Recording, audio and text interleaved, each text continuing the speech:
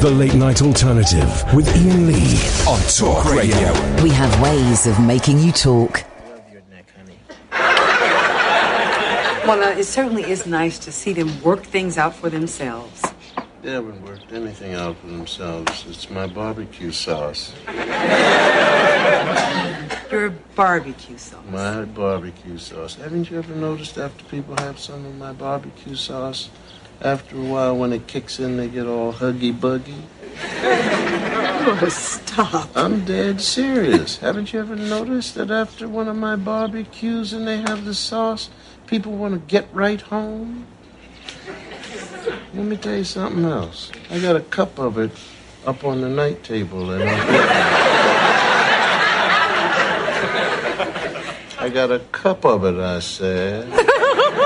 Left it up there breathing. Why don't you give the chicken to these people that's going up and have some sauce? So here's the rest of the chicken, you guys.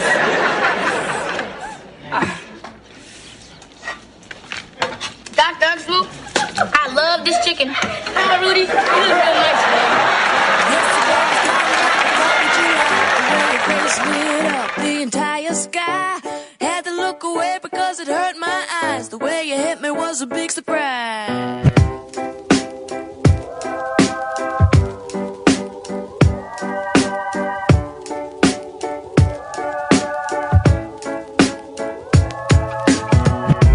Yesterday I really didn't know what to say. I wasn't making any sense, but I felt okay. Ask you if it was my birthday. This kind of thing don't happen every day.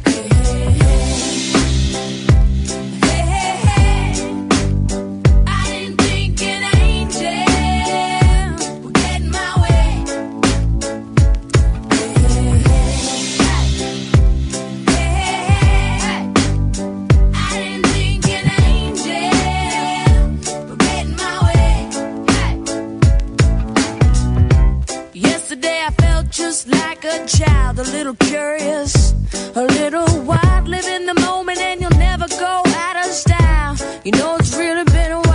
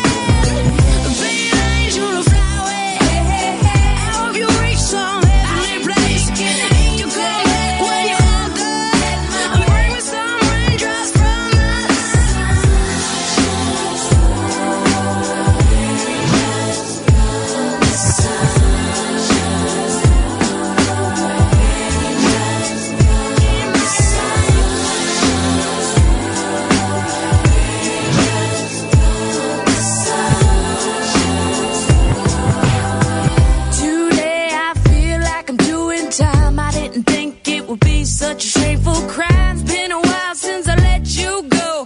Time don't let regrets go. Hey, hey, hey, hey, hey. I didn't think an angel get my way. No, no, no. Hey, hey, hey, hey. I didn't think an angel get my way. Hey. So I gotta welcome angels, welcome angels, welcome angels, welcome angels, welcome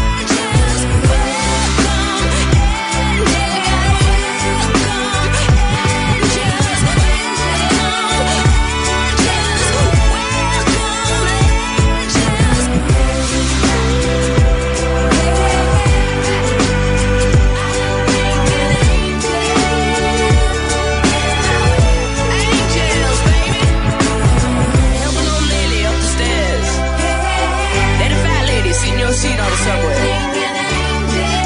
Give a bum a meal. There we go. Bum a cigarette. And give it back.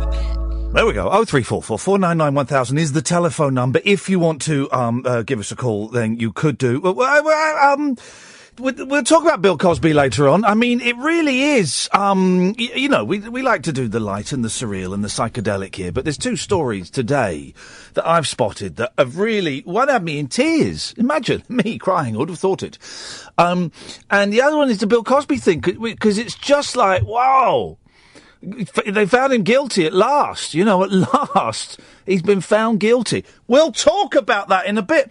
Before we do that, though, can I just say, big thumbs up to my producer, Catherine, because the last two guests that we've had on, she remembered. And I think that Catherine deserves a round of applause. Excellent work there from you. There's a lot of kind of cross-pollination between podcasts and shows these days. And I know that lots of you that listen to this show and listen to the Rabbit Hole show that I do with Catherine, also kind of listen to Jeff Lloyd and listen to Jeff when he was on, what was that station called, Absolute, and listen to all of the various podcasts he does. And so lots of you will be aware of Annabel Port, who does one of the podcasts with him. For the life of me, I can't remember which one it is, so she will tell me in a minute, and that's great. But she's got a book out called Annabel versus the Internet, and well, this is a terrible introduction, Annabel, and I'm slightly nervous because I worked with you like years ago. Hello, yes, it was like about 10,000 years ago. It was 10,000 years ago. We worked on we worked on a lost podcast. Yes. And then, did you stop doing it when it became pictures? I can't really remember. Yes, I think because I was kind of working part-time-ish somewhere else then, and then I went full-time and I couldn't do it anymore. It's nothing to do with you. Okay. Putting that straight away. Okay. But I think when it turned into a video podcast, I think I stopped, yeah. That was the cushiest gig I've ever had, though. Because of that, I got flown to Hawaii and stuff, and they paid me money to talk about a TV show. Imagine. I know, and it was a great TV show. It was great until the last 20 minutes. I don't know. Don't talk about that. Don't talk about that. Now, I've forgotten, because I know that Jeff Lloyd has just got, like, podcasts coming out of every orifice. So remind me of the one that remind me of the one that you allow him to do with you. Although I think you've taken a break for babies and things, haven't you? No, I was allowed to take something like 12 weeks off, but it's that. But no, I'm back on it now, and it's called Drift.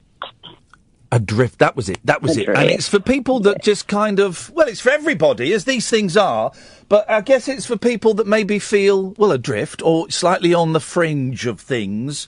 My listeners, basically. My listeners. Hang on, just stay there, Annabel. Alan? Oh, God.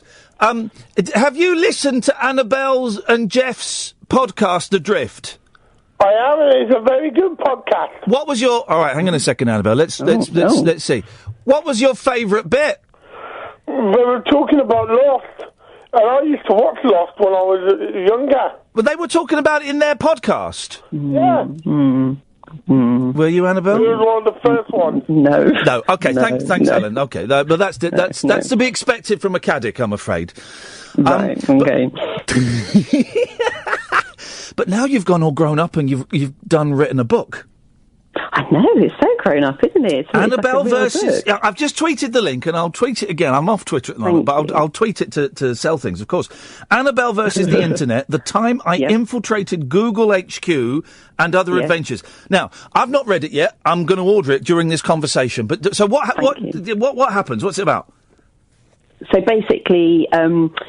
a long time ago, when Jeff and I were doing the radio show together, he got annoyed with me because I wouldn't join Twitter. Oh. So this is going back to 2009. Yeah. Because I just didn't get Twitter at the time. I don't. What year did you join it? Do you remember? Do you know what? No, I remember when I was at Absolute, my producer, bloke called Davis, who I didn't get on with very well.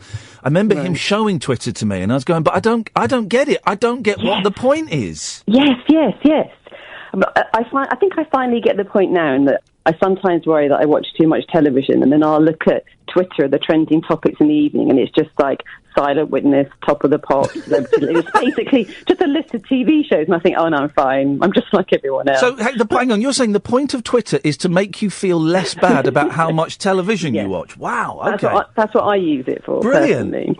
But I didn't really get it back then, and Jeff was getting annoyed with me, and I think I'd refused to join MySpace and Bebo, you know, all those other big social networking things long since gone. And so he thought I was a real Luddite and got irritated. So he said, if you think you're better than these things, do them yourself, like do your own Twitter. Wow. So I said, okay, I will. So I did my own Twitter page, which is a physical, actual page, but I put in a dead letter drop. What, you remember what those are? I remember that from being a kid when you would have like spy books, and it's where you'd leave notes for. But who did you leave it for?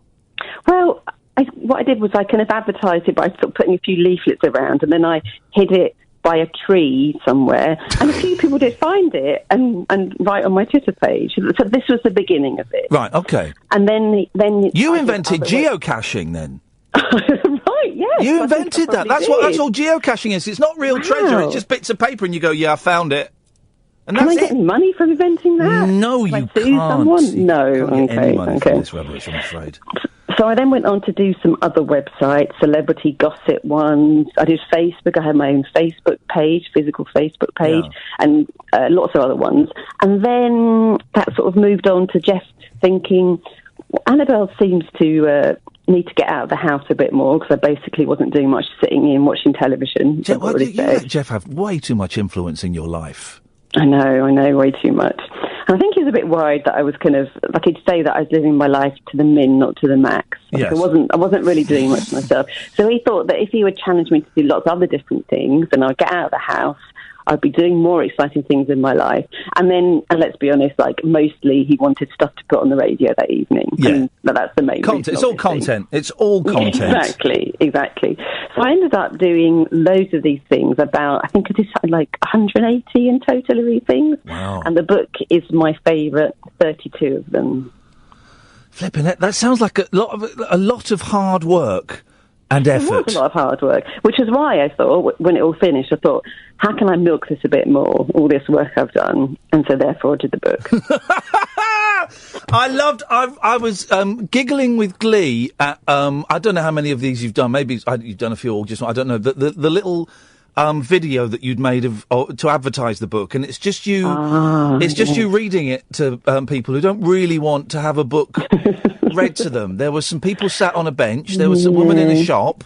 Yeah. There was someone at a hairdresser's. Do you not just curl up? Because I used to do stuff like that years and years ago, and the thought of it now, it makes me want to... I'm watching it, I was thinking, God, I'd want to die rather than go and do what she's doing. Yeah, I think the problem was that one of the first ones I did was to replicate, remember chat rooms that you'd have on the internet? I suppose Twitter has replaced chat rooms, isn't it? But anyway. And so I decided to do my own chat room on the tube. Oh, God. And start... Yeah, exactly. It sounds funny, but it sounds awful at the same time. Look, it was the hardest thing at the time. It was the hardest thing I'd ever had to do. I kept going to speak, and I couldn't. I couldn't get the words out. And eventually, I forced myself to do it, and it was like it broke something inside of me, like something that would normally stop me doing all these things, and suddenly I could just do them again. I'm not sure whether it's a good thing or a bad thing, but I was able to do those book readings to people. Well, it's good that you do it, because it means we can read about it and we can watch it and we can go, thank God that's not me. But I'm reading a book at the moment about John Belushi, a man I knew very little about. I knew nothing about, in fact. And basically, page one, he takes cocaine for the first time, and the rest of the book is him trying to take cocaine. And it feels like this is your cocaine, Annabel. Embarrassing situations. You tried it once, and you just can't stop doing it. Yeah, I know, it's bad. But let's not forget I was getting paid as well. Oh, yeah. In that case, it makes it so much easier. I have found that if I have a microphone in my hand, it makes it easier to do embarrassing things. Yeah. Well, I didn't have a microphone, but I think you become a different version of yourself. Yeah. Like it wasn't. I never felt like it was me doing it. I would sort of go into a sort of slightly kind of simpler, more sort of naive version of myself, and that would help a lot. This is your first book, isn't it? Yes, first, and I suspect only. Oh, but no, yes, my first one. Is it exciting? Because I've tried to write a book, and it's such a faff, isn't it? It's so much harder than reading them. Well, I kind of had it. It was sort of written already, and it was written for radio. So I just had to kind of write it out in best and make sure it had nice punctuation and stuff, and just make it better, really. So it was all there already. Right. So that makes it a lot easier when it's already. You've got sort of the bare bones there. It must be exciting though. The first day you get this is your book, and you're holding a book that you've written. That's got to be incredible. I know. I sometimes worry that it's a bit narcissistic doing a book, because I feel like, well, when you do a radio show, I mean, that's it really, isn't it? It's not going to be around. But when I die, like, there's going to be these books everywhere with my name on it. Yeah, yeah. It's quite narcissistic, isn't it? You're going to be in libraries if there are any left. Well, God, I know. Waterstones and all these kind of places. Yeah. So you've done it, Annabel versus the internet, and Annabel Port, and it's on Amazon. It's on all the places I've just tweeted. Where is the best place for them to buy it for you? How do you get more money? I don't know the answer to that, but I am quite obsessed by refreshing the Amazon page and seeing it creep up and creep down the chart. Oh. I probably refresh it about somewhere around 200 times a day. All right, I'm going to ask you the question, right? And you don't have to answer this, but okay. I've got a tiny record label, and we put out stuff, and we all know that for small, independent businesses, that the reviews on Amazon can make all the difference. So I have written for my record label under a pseudonym. I've written fake reviews. Of course I have. So which one of these 6 reviews are you, Mr. C. Hall, Sophia Aristodemo, Alex, J. Miller, Col 5 or M3? Which one is you? And be honest. I'm going to be totally honest. I've thought about it, and I've thought, I'll have to buy. Don't you have to buy the book first before you can leave a review? I think you do. I think maybe you do. Have I got to buy my own book? No. Well, no. Maybe you don't, because I've left reviews for stuff that I've not. Go and write. Do it under a pseudonym. Obviously, you don't write Port. No, that'd be stupid. Go and leave yourself a good review. It all helps. I'm going to do it. You must have done it with the podcasts. You must have done it with the podcasts. No, I haven't. Come on! No wonder I'm failing so much in my career. I'm just not doing all these things that everyone else does. This is what you need to do. You have to cheat and lie your way to the middle, Annabel. That's the only route. Middle, yeah. Okay, now I know. People like us, we ain't going to get to the top. We know that. I'm happy with the middle. That'll do me. Okay.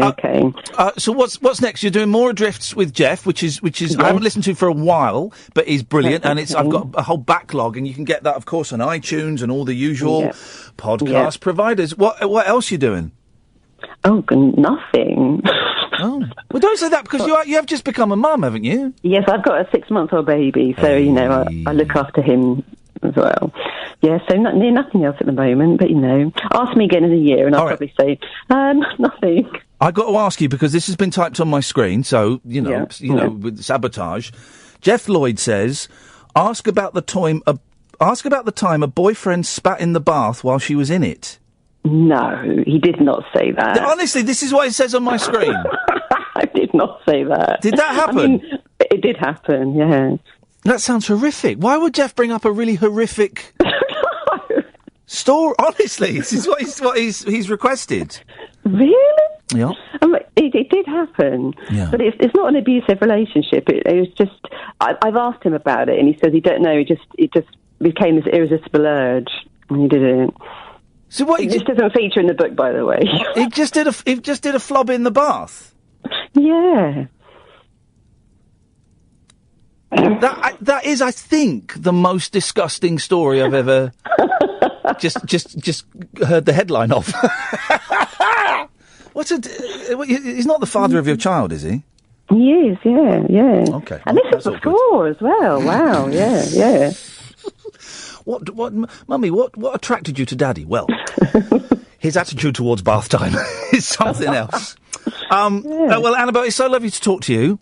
Yes, you too. And I've just ordered it. I'm going to tweet it again a little bit later on. Annabel versus the internet, Annabel Port. And it's at the very least, it's got an excellent cover. I cannot vouch for the insides because I've not read it yet, but next week I'll be able to tell the truth. And can you leave a review on Amazon for me as well? I will do. But I will leave an honest review. Oh, okay. I'm sure it's brilliant. Annabel, it's so lovely to talk to you. Best of luck. You too. Thanks very much. Take care. Thanks a lot. Bye-bye. She's funny. I like Annabel. She's brilliant. And Jeff, I think, is an adequate sidekick. Annabel versus the Internet. The time I infiltrated Google HQ and other adventures. Annabel Port, and I've tweeted the link, and it's on Amazon. Just Google it yourself. 0344 499 1000. This is the Late Night Alternative on Talk Radio. Tales of mystery and imagination on the radio show that does things differently. Dolly Parton, I listen to a record all day long. The Late Night Alternative with Iain Lee. I'm a nut job, but not that kind of nut job. On Talk Radio. Honest to God, it's the new Breaking Bad. Oh no! 0344 499 1000. I'm off Twitter, and I just sent a tweet out saying that Annabel was going to be on, and because I logged in quickly, typed it, and then logged out, and I typed it wrong, so no one saw it. It doesn't matter. But I've just retweeted the link for her book. You can listen to us on DAB, download the app, or go to talkradio.co.uk. Good evening, Alan. What's your preferred way to listen to the radio show? No way has he fallen asleep in 10 minutes. He has not. He has not fallen asleep in 10 minutes. I do not believe that for a second.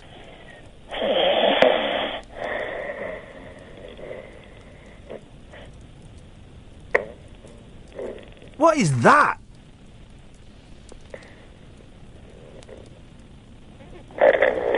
Jeez.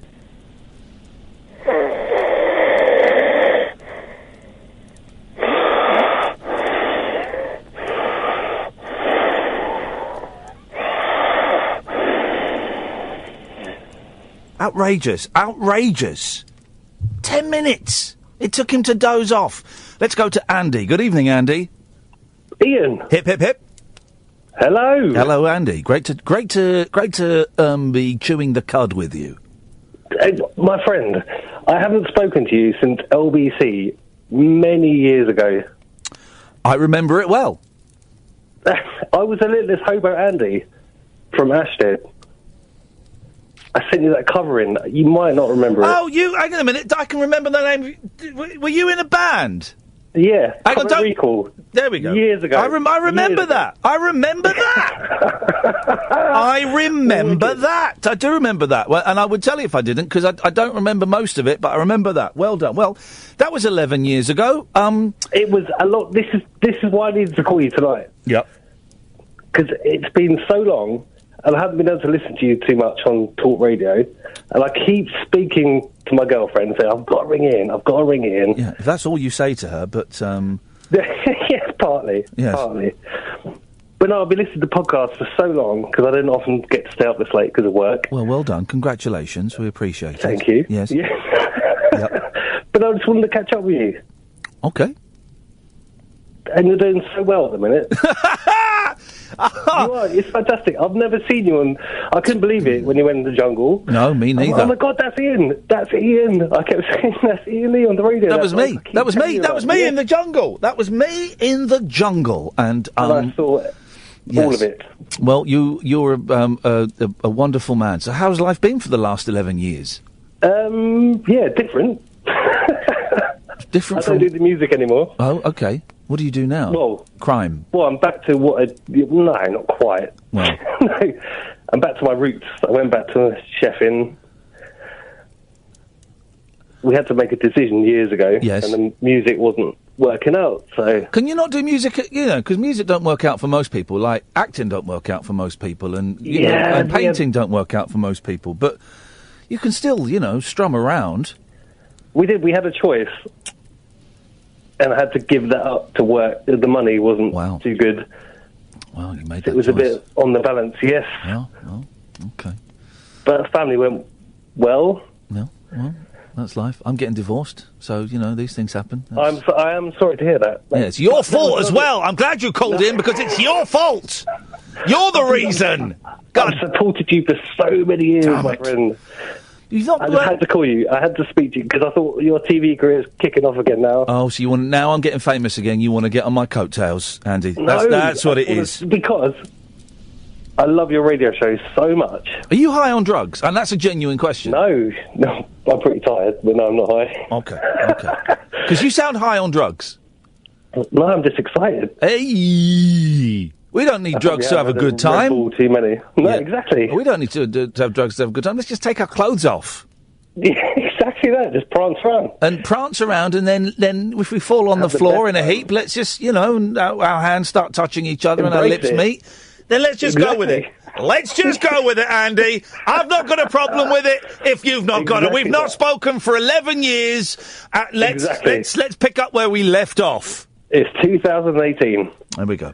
Well, it's good to hear from you, man. I won't sing down the phone again. OK, mate, God bless you for that. Hey, listen, thanks for calling. Thank you. Tatty, bye. 0344 499 1000. Let's go to Mick. Good evening, Mick. Hello. Hello, Mick. I've got a smelly clutch. Beg your pardon? My clutch is very smelly. OK. What would you like me to do about it? Have you ever had a smelly clutch? No, of course I've never sniffed any of the pedals in my car. I've been stuck in traffic and my clutch is very smelly. OK, thanks very much for calling. Let's go to Jai. Hello. Hi, Jai. How are you doing? I'm doing all right, thank you. Good.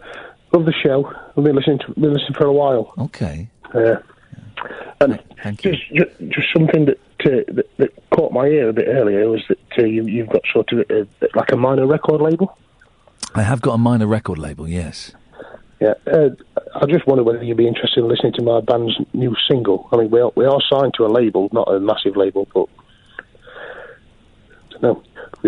Would you fancy giving it a whirl? It's a little bit rocky, but it's not too heavy. Even by my standards, this is the most bizarre 15 minutes of radio I've ever been involved in. OK, can you play it to me now?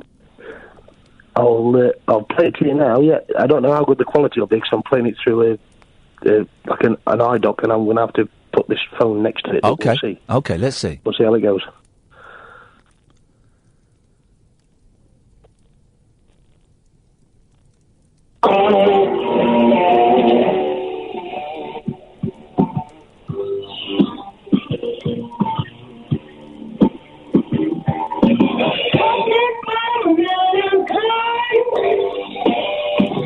This is all right.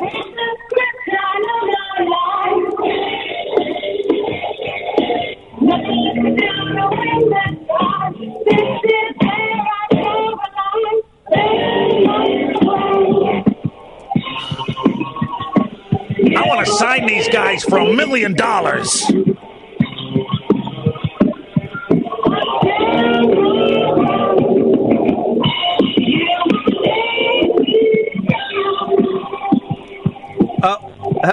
Jai? Oh, God. Now we're stuck with the whole thing. Jai? Hello, Jai?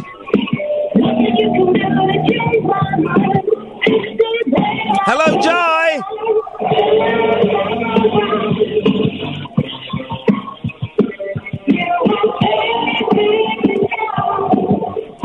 Hello, Jai? God, this is awful. I mean, this is a terrible, terrible piece of music. Hello, Jai? Jai?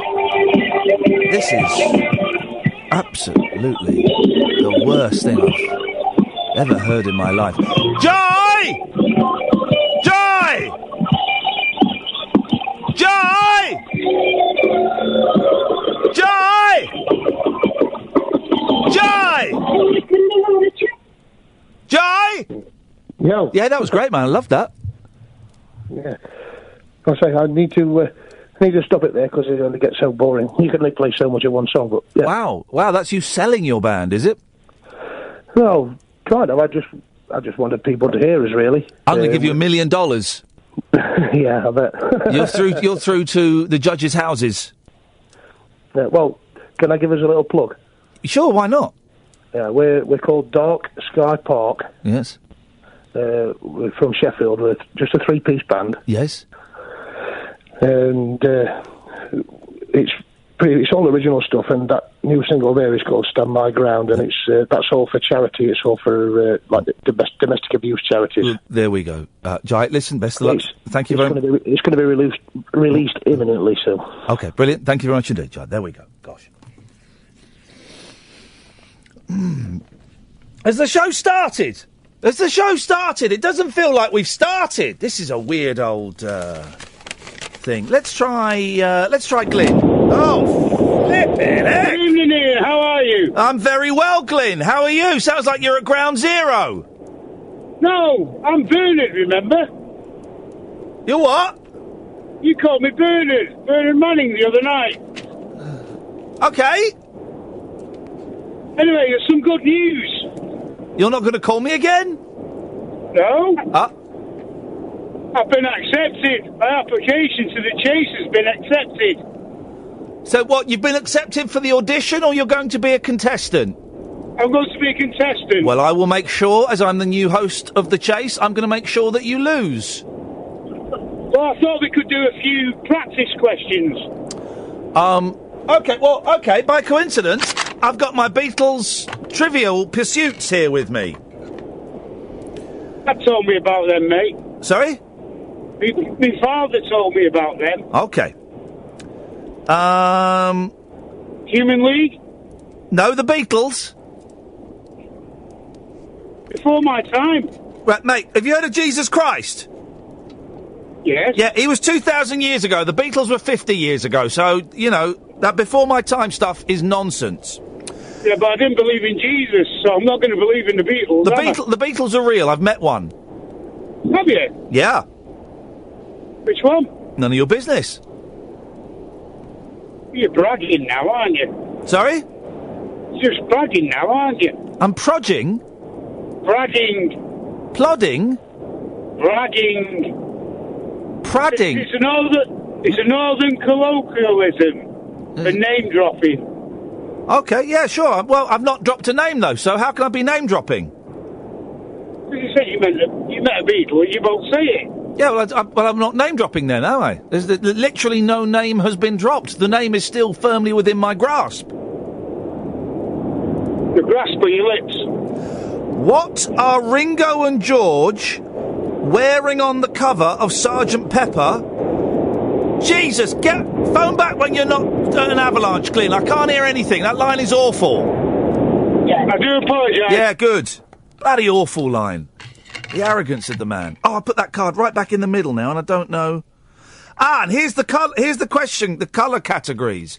Blue is John Paul. So this is the Beatles Trivial Pursuit, right? Blue is John, Paul, George, or Ringo. Ringo. So the Japanese word for apple is Ringo. Isn't that good? Pink is albums and singles by the Beatles. Yellow is history of the Beatles. Purple is songs connected with the Beatles. Green is on their own. So that's John, Paul, George or Ringo from the Beatles. And orange is movies, guys. And I tell you, these are some of the easiest questions ever. What a waste of £11 that was. And I ripped the box, so I couldn't send it back.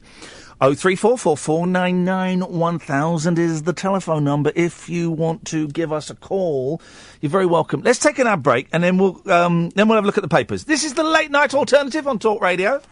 The Late Night Alternative with Iain Lee. Unfiltered night talk with the original king of unconventional conversation on Talk Radio. We have ways of making you talk. 03444991000 is the telephone number for you to give us a call. Periscope, I've had to shut you down because there's a problem with the YouTube. YouTube, if you're watching in the channel that's got no picture, come off that stream and go to the other stream because there is a picture going on. And here's my thinking with YouTube, and I don't quite know. I don't know. These are all we're whistling in the dark, guys. Is mine and Catherine's fear is that by it's getting the balance right. Mine and Catherine's fear is that by streaming all of this on Periscope and YouTube, yes, it gets us. Well, for a while, it got us new callers and new listeners. Periscope in particular, because people from around the world could randomly find it. They can't do it so much with the YouTube. And there's a community is built up around the YouTube. The Periscopers, some of them were very mean and some were very pleasant.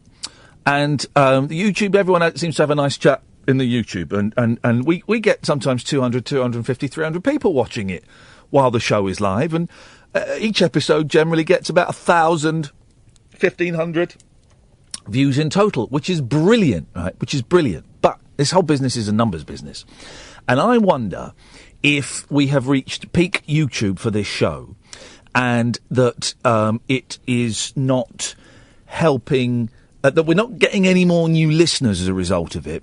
And also because everyone is having so much fun chatting in there, which is great, that we are, that instead of, that they're chatting in there instead of, I don't know, maybe chatting to me on the telephone. And I wonder if stopping the YouTube, or certainly stopping the chat on the YouTube, I wonder if that would perhaps generate, even if it only generated, 1 or 2 more callers. That's a significant amount for a late night phone-in radio show. And listen, I don't need callers to do the show. I can do the whole show on my own. I can do the whole show with Catherine. The shows when we don't get many calls, those are the ones I get paid for. The ones where there's loads of calls, I do it for free. But I just wondering, and I've just suggested it on the YouTube, and I can see a couple of people getting entitled. They're saying.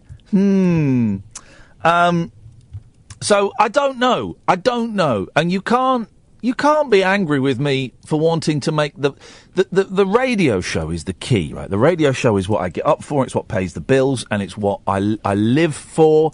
Genuinely, this is my favourite job I've had in a long time, probably since Rise, and I love it, and I'm so passionate about this job, and I'm so passionate about this show.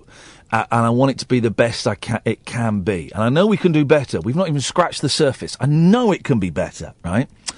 But maybe we've made ourselves too accessible in other ways. I've stopped using Twitter. Maybe that's not helping me going off Twitter. I don't know. I really don't know. Everything is so complicated with the internet. Imagine 20 years ago, you just have you wouldn't even have had, when I started in radio, you didn't even have a screen with texts on. You didn't even have a screen with the names of the people that are calling. You just had a switchboard and you put people through. So, I do wonder that maybe the YouTube and Periscope isn't helpful in terms of getting calls. Maybe having the chat on the YouTube, doesn't help us have calls. So I don't know, and I'm going to I'm coming off the YouTube now because it distracts me, and I'm coming off of the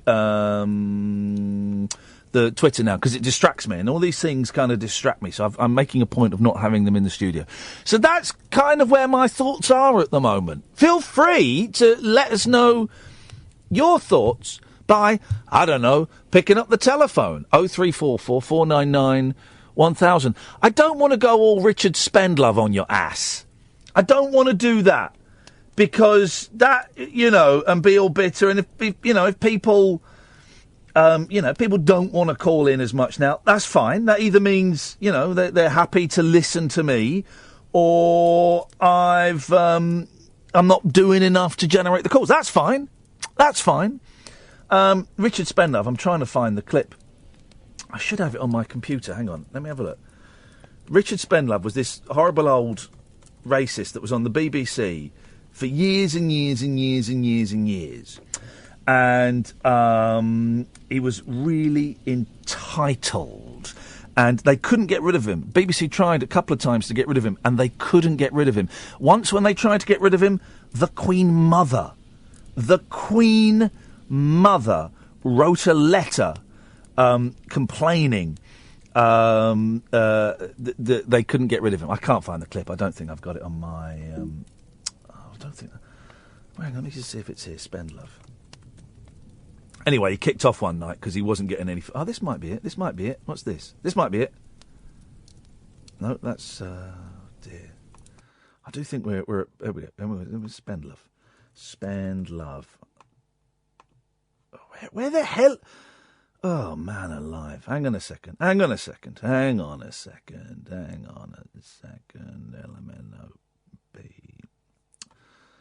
Can't find it.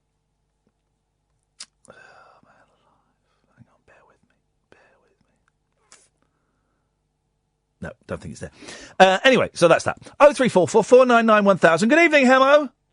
Hello, how's it going? It's going all right, Hemo. How's it going for you? Not too bad tonight. I haven't really got proper internet. I've been listening to you on my phone for the first time. Oh. Yeah. Oh, hang on a minute. I think I found Richard Spenlove. Hang on. Richard Spenlove. I like him. Oh, no, I haven't found it. For some reason, my computer is... What a surprise. My computer is not doing what I want it to do. I found it, but it'll take a couple of minutes for it to boot up. So you're listening on the telephone for the first time? Yes. Wowzers. How's that going for you? It's going all right, but I'm thinking about my data. It might be eating it up. It might be eating your data up. So you've got no internet? No, I'm working on a house, and it's got no internet in it. My internet went... This is the stage I'm at in my life. My internet went really slow today, and I was furious. All it meant was I couldn't play a PlayStation game and stream it online. That's all it meant. Yeah, but I need it. I need it, man. I flipping need it, man.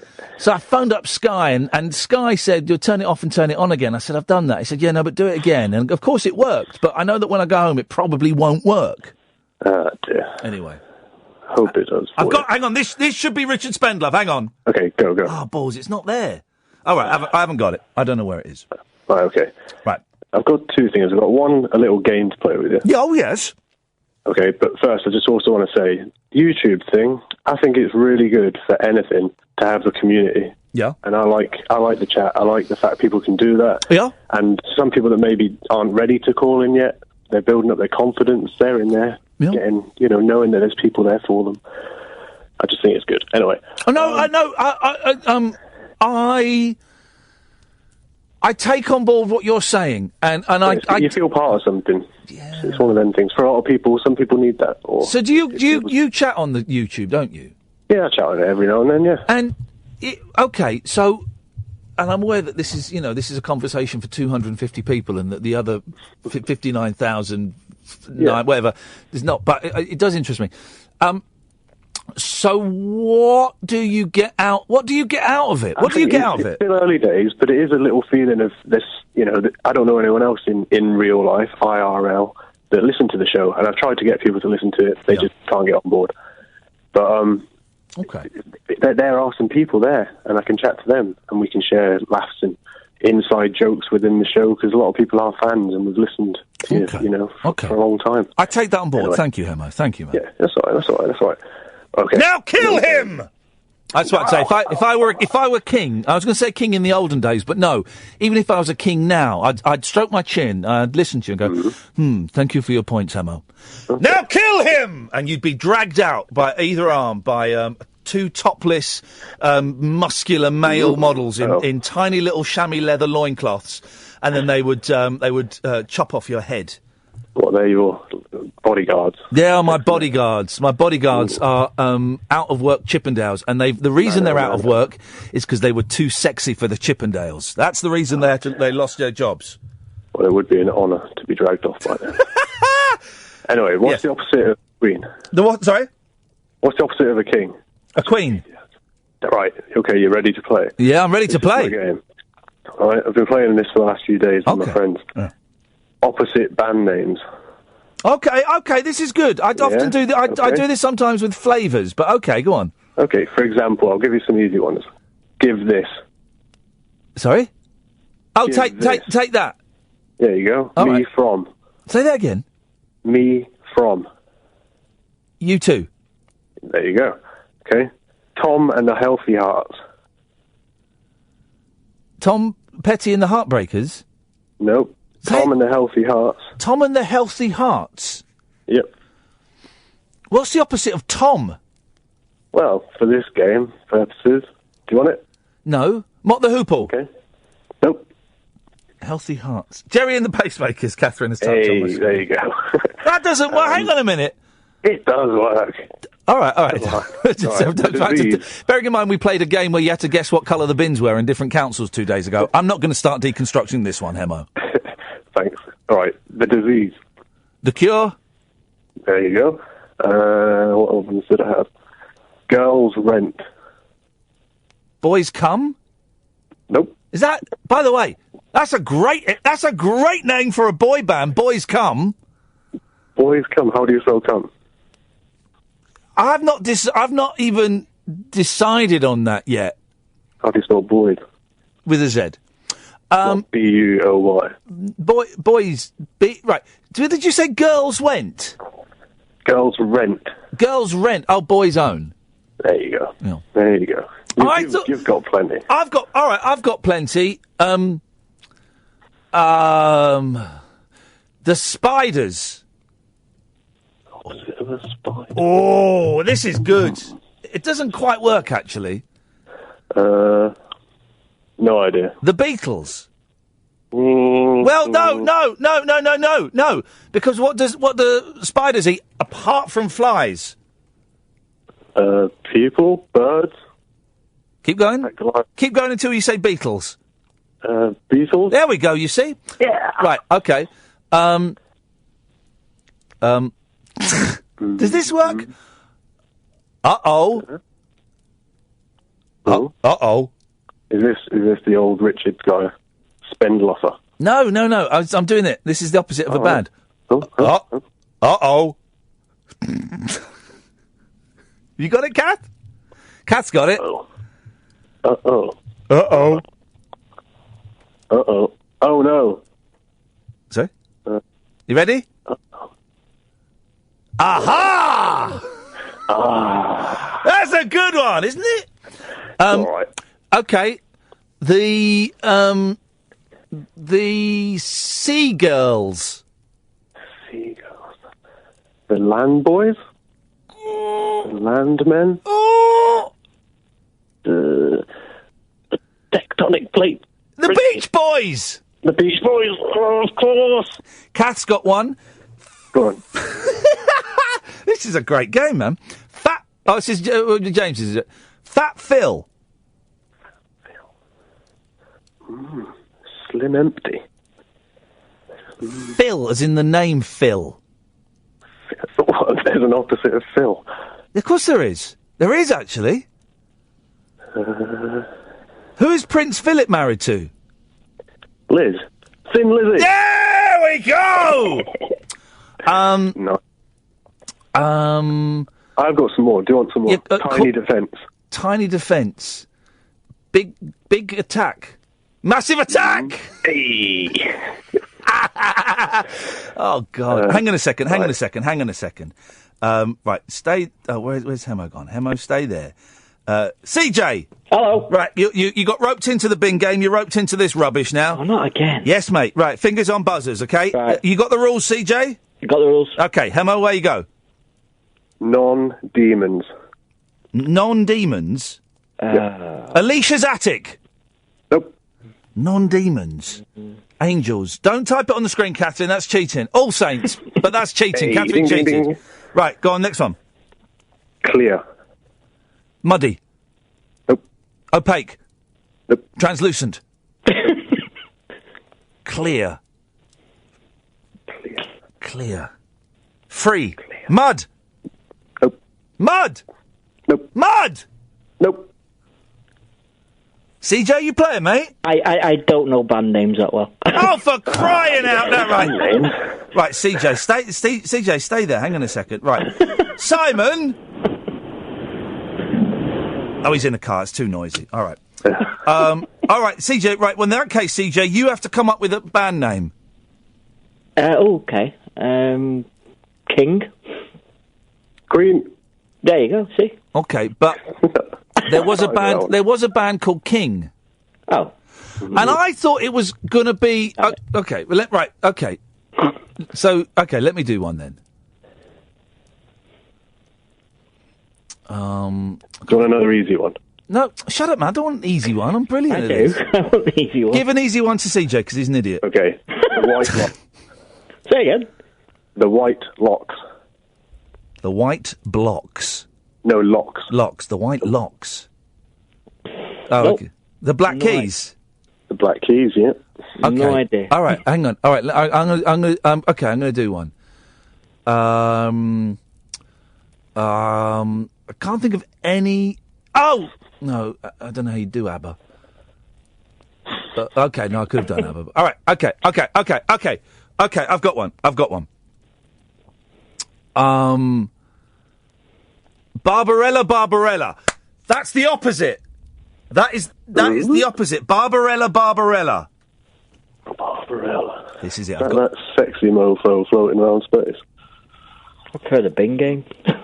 Shut up, CJ. We're trying to evolve the Bing Game. It's Duran Duran, because in the film Barbarella is the good one and Duran Duran is the baddie. Okay. Well, in that case, you could have said, don't walk. Do run. Right, I'm cutting you off now, Hemmer. All right. There we go. CJ. I think I've got one, actually. I know. Go on. Desert. Sky. No. Water? Close. Billy Ocean? It's got a water theme to it. Waterfalls by TLC? No. No, it wasn't TLC, it was SWV. It's one word. Forest. New Forest. No. The New Forest. The New Seekers. No. I don't know. Oasis. Oh, for crying out loud. Okay, right. CJ, stay there. We'll come to you after the news. I'm slowly losing the will to live as I host this show. 0344 499 1000 is the telephone number if you want to give us a call. CJ, then Simon, then Glyn, dear listener. It could be you as well. This is the Late Night Alternative with me, Iain Lee, only on Talk Radio. The Late Night Alternative with Iain Lee on Talk Radio. We have ways of making you talk. Sometimes life may feel like it's sucking you up, but it's not. It may just be you sucking. Sometimes life may feel just like you're losing the race, but you're not. You're just letting everyone else win. Sometimes it feels like everyone's being a dick, but being a dick is just you being a dick to everyone. Some days it seems like nothing works right, but it's fine. You're probably using it wrong. You wanna change the world, you better start with yourself. Charity starts at home in the skin you're in. I'm not saying you should go and change your face, but if it bothers you that much, you should get a nose job. I'm talking about what lies beneath the black and white. There's a massive gray, it is called your brain.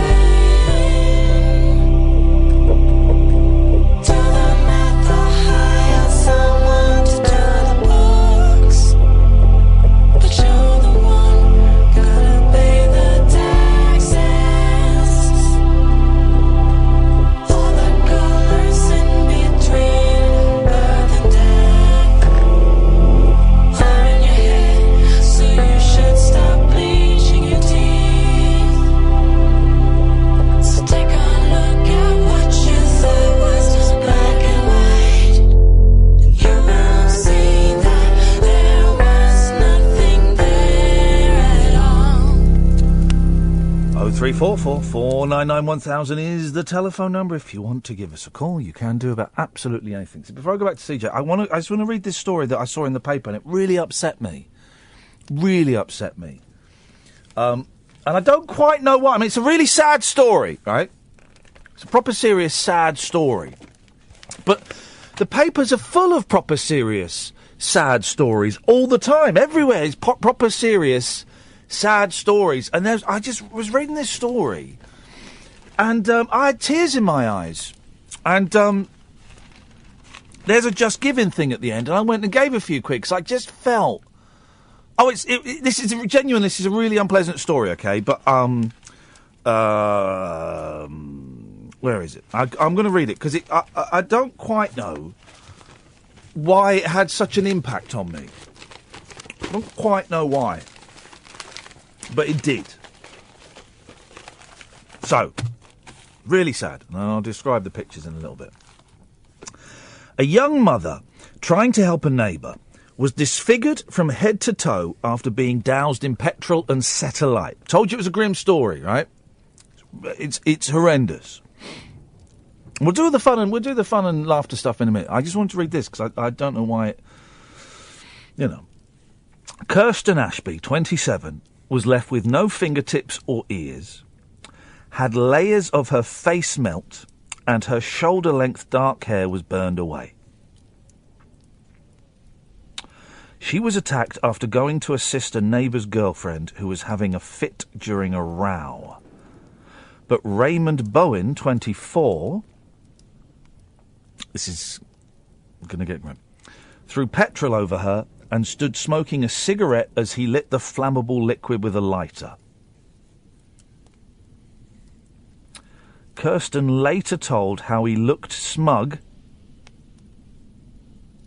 as she was set ablaze before calmly smoking and listening to her screams. Dear God. This is just the most horrific... I'm really... The sound effect of a campfire isn't perhaps the most appropriate thing to play, that sort of stuff, but it's just the most... It's heartbreaking. It gets more heartbreaking, guys. Bowen was yesterday starting a 19-year jail sentence for the attempted murder of Kirsten, who's been in hospital since the callous attack 23 weeks ago. Kirsten is unable to feed herself or take care of her daughter.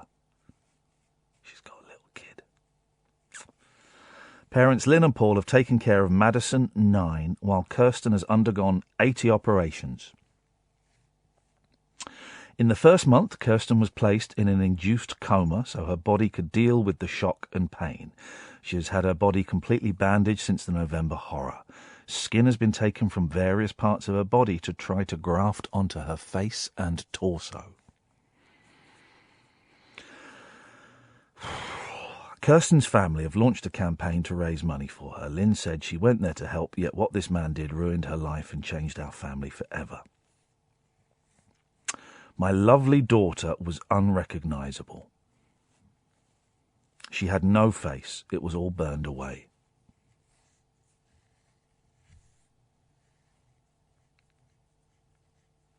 Let's see if we can get the mum or the dad on the show next week to talk about because there's a GoFundMe page. So let's see if we can maybe get them to come on. And we don't necessarily want to dwell on the horrors of the story, but let's talk about...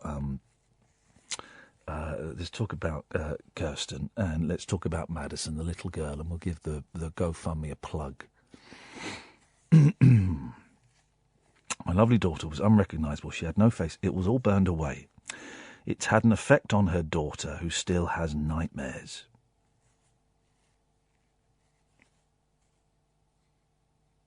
Kirsten is still psychologically traumatised. Father of 5, Bowen, admitted attempted murder and was seen blowing kisses to his girlfriend at Luton Crown Court. Dear God. No shame. No shame. No sense of responsibility. And there's a picture of Kirsten before the attack. And she's a very attractive, late 20s mum, long dark hair. Looks like green eyes, can't quite tell in this picture. And then there's a picture of her afterwards.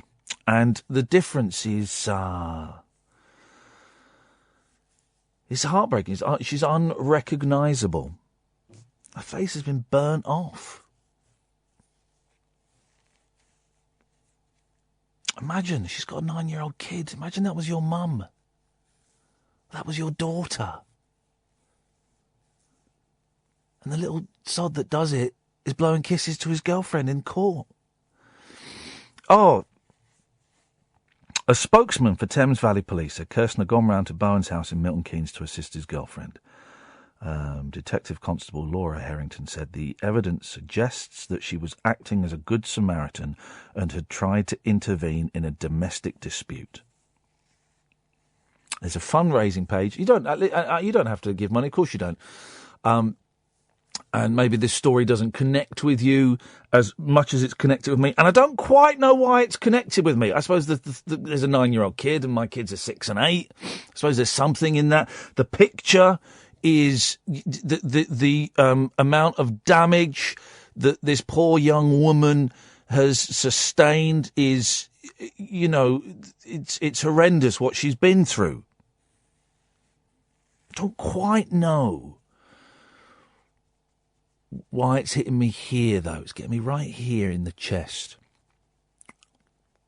So I'm going to give out a GoFundMe page. You don't have to. I gave a few quid because I've got a few quid. You might not. The story might not connect with you. Whatever.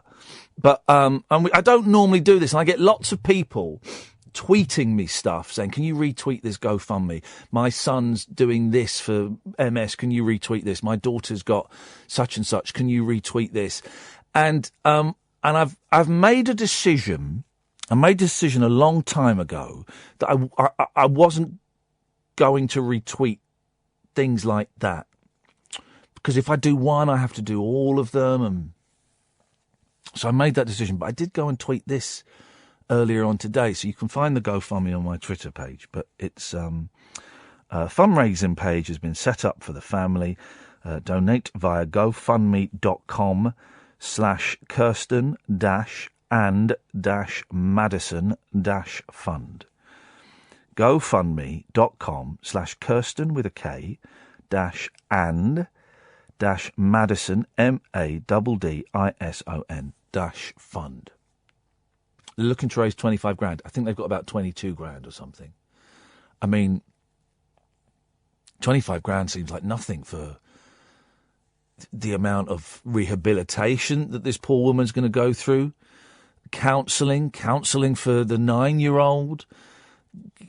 25 grand seems like a drop in the ocean for, you know.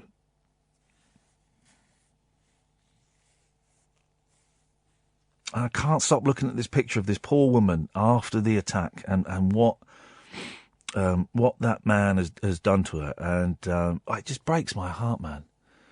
Totally breaks my heart. I just think it's the saddest story. Oh, man. The world, huh? The world. The world's a strange place. 0344 499 1000. CJ will come to you after this. This is the Late Night Alternative on Talk Radio. Uncut, after-hours conversation for the up-all-night generation. The Late Night Alternative with Iain Lee on Talk Radio. We'll get you talking. 0344 499 1000. Let's go to CJ. Hey, CJ. Hey, Ian. Hey, man. Oh, I'm glad you went to that break there. I'd literally just felt like something had sat on my chest when you were reading that. Isn't it? And I read all of the tabloids every day, right? And they're always full of the most horrendous examples of people being horrific to each other. And I don't know why, CJ. I do not know why. But I read that story 3 times and I had tears in my eyes and I got my phone out straight away and I just put a couple of quid, in on the GoFundMe. They're nearly at the target now, which is great. They've just looked. They're about 23,500. They want 28,000 and people from all over the world. And do you know what, CJ? I cannot work out why that story connects with me so much, but it's heartbreaking, isn't it? Well, to be fair, Ian, if anyone doesn't feel any emotion from that story, then I don't know. But there are stories all the time, right? And there are stories in the papers that I saw tonight about people being horrible to each other. There's a story about a chap who's confessed to killing one of his kids. Yeah. And yet that didn't connect with me in the same way. Those stories, and I think that one may still be in trial, so we've got to be careful. But there was something about this that drew me to it, man. There was something about it. It could be when you're saying this is someone's mother, it could be that aspect of it. You're thinking, imagine that happened to your mum or something in that context, maybe. Yeah, maybe. But it's really sad that I was going to ring in and just be happy and silly, but I'm not. No, you could be. Listen, we can do silly. This is what this show. Come on, CJ, silly, CJ, be Hiya! Nobber! Come on, CJ, we can do this! You just called me a knobber then. Yes, I did, mate. Fake. We can do this. This is our job. Our job, CJ, is to entertain the nation, all right? What do you call them? Quick finger changes? Clunky gear changes. That's the one. Yeah. Wow. My mind's gone blank. I don't even know. That's what I was meant to ring in about. I was going to ring in and say that I'm listening to the show on a light bulb. Sorry, what? I'm listening to the show on a light bulb. That is what he said. Can you explain? It's a Bluetooth light bulb that changes colour. Did you just fart then? No. I heard a fart. I've got a squeaky chair. Oh, all right, Reggie Perrin. Yeah, of course you have. But it's connected to my PC, and because it's a Bluetooth speaker. Technically, I'm listening to the show on a light bulb, which is odd. So me and Catherine saw an advert today, right, that I've never seen before. I'll describe it to you. It's a very attractive young lady. I'm going to say she's 24. Very sort of big hair. Beautiful woman. And she's in the bathroom and she's wearing a sort of dressing gown and sort of silky pink pyjamas, like little shorts and a silky top, right? Yeah. And she starts off by going, I use shampoo to wash my face. Have you seen this advert? I don't watch TV. Right. She goes, I use shampoo to wash my face. And then she goes, no, of course I don't. I use soap.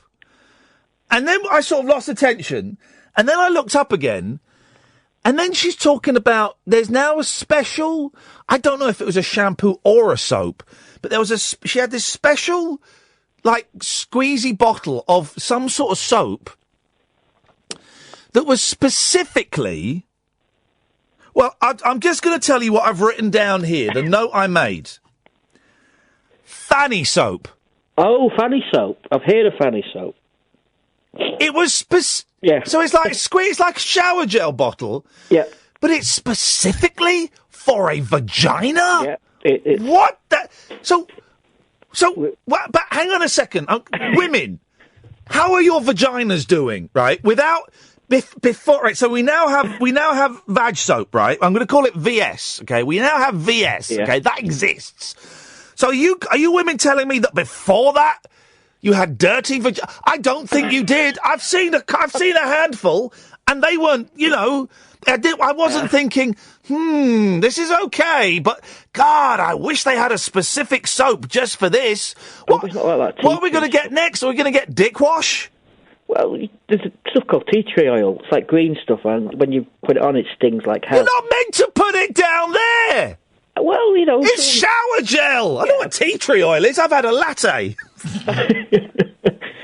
It was all right. It wasn't as bad as I thought it'd be. I like tea tree oil. I prefer, if you get a strong peppermint shower gel, that can also have a little kick to it as well. Yeah, wakes you up. Yeah. Well, that'll wake you up.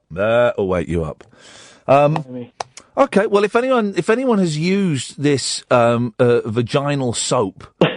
And then she walked through the bathroom door, and suddenly she's dressed and she's all confident and ready for business. And by business I mean actual, business. She's off to work. Business time. It's business time. So I was blown away by that. That is outstanding. I'm going to Google this. CJ, thank you very much indeed. Thank you, Ian. 0344 499 1000. Here's the thing, right? We have all of the things that we need. Everything that we need exists in the world already, and probably existed about 30 years ago. Everything since 1990, let's say, as our cut-off point, is surplus to requirements. Can you name me one thing? Here's your phone-in, guys. You wanted a phone-in topic, you got a phone-in topic. Can you name me one thing invented since 1990 that we need? That we need. One thing. No, you can't. Because everything was invented up to that point that we had it. We had it all. Everything now is surplus to requirements. They make things better. The iPod makes things better, but we had Walkmans. We had Walkmans before then. 0344 499 1000. Here's your phone-in topic. Name one thing that was invented after 1990 that we needed. Right. Someone on the YouTuber said internet. That was invented in the 70s, right? And the WWW was invented, I think, in the late 80s. I don't know the exact datings. But also, we don't need it. We had telephones and letters. We don't need the internet. Anyone under the age of 35, they've got, under the age of 30, let's say, they've got no idea. In my days, when you had to research something, you had to go to a library, and the library might be shut. You couldn't even check on your phone if the library was open unless you knew the telephone number for the library or had a phone book so you could phone them up. So you'd go around the library and hope it was open, and you'd look up in an encyclopedia. The internet has done nothing for us, man. Can I just say as well, Catherine and I went to, bizarrely, the launch of the new Tomb Raider game today. It was a weird old event. Expect to see pictures of me with a girl who doesn't look anything like Lara Croft, and pictures of me in some bush. Not the shampoo thing, because I don't know if you remember, I was in the jungle, and so now I did think they were going to wheel out some strawberries. They didn't, but I had to stand behind a tree and kind of peek round. And it was it was really badly organised. I can say this. First of all, that it was difficult to get in. The security man wasn't going to let me in. I found the security staff rude, and I found that the majority of the team that were working there disinterested. And I was there for 50 minutes, and guess how many goes I had on the new Tomb Raider? Not one. For ages we were stood in the French section. No one told us. Then we went and stood in the German section, and luckily someone told us. The photographer was nice. Oh, the photographer was nice, and the people, the lady that had organised it they were delightful. They were delightful, you know. Don't get me wrong, but we're there, and we didn't get to play the game, and it was just a bit. I don't know. So here's where I am now. I only went because they were going to give me a free Xbox. That's why I went. And I've not received that, so I better get that. And I'm glad I was invited. I was glad I was asked. But I've been trying to say yes to more things, right? Because I say no to a lot of things because of shyness and uncomfortableness. We can have him again because we didn't get to his point. But tell him he better make it really interesting. Tell Glyn he better make it really, really interesting. Otherwise, there'll be trouble. But I'm going to start saying no to things. You can buy me with an Xbox. I mean, really. I'm going to start saying no to things. That's my plan from now on. Let's go to Tina. Good evening, Tina. Hi. Hello, Tina. Hi. Hello. Yeah, I have sort of a dilemma. Uh-oh. Is it about your Fanny soap? No. Okay. Would you ever use such a Nothing product? about soap. No. Nothing about Fanny's. Well, it could extend to Fanny's, but it doesn't start there. Doesn't start with a Fanny, but it could end there. No. That, to me, is a good evening. Okay, let's see. Hi. Right. Yes. I'm single. I started looking on the dating app. Here we go. Are you on Tinder? No. Don't tell me you're on Grindr, because I've got something to tell you. Those guys won't be interested. No, they're all weirdos. Okay. But it was Plenty of Fish. Plenty of Fish. But then my mum also, bearing in mind I'm 49, my mum is single. Yeah. So she decided she was going to go on Plenty of Fish. Oh, God. But that was fine with me. You know, that was a bit weird, but yeah, it was fine. You know, isn't that like going to the same nightclub with your mum and both trying to pull at the same time? No, it wasn't. No. It actually wasn't. Okay. Yeah, see, this is the point I'm getting to. Yeah. Obviously, you have a limit. Yes. You know, I've had guys talking to me, you know, of 27, young 20s, 30s. I have a son of like 28 and a son of 30. So anything sort of around that age, it's weird. Yeah, yeah. You know, and when my mum says But I can understand why they're doing it.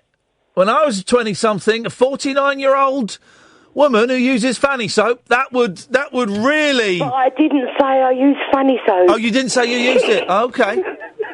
there we go.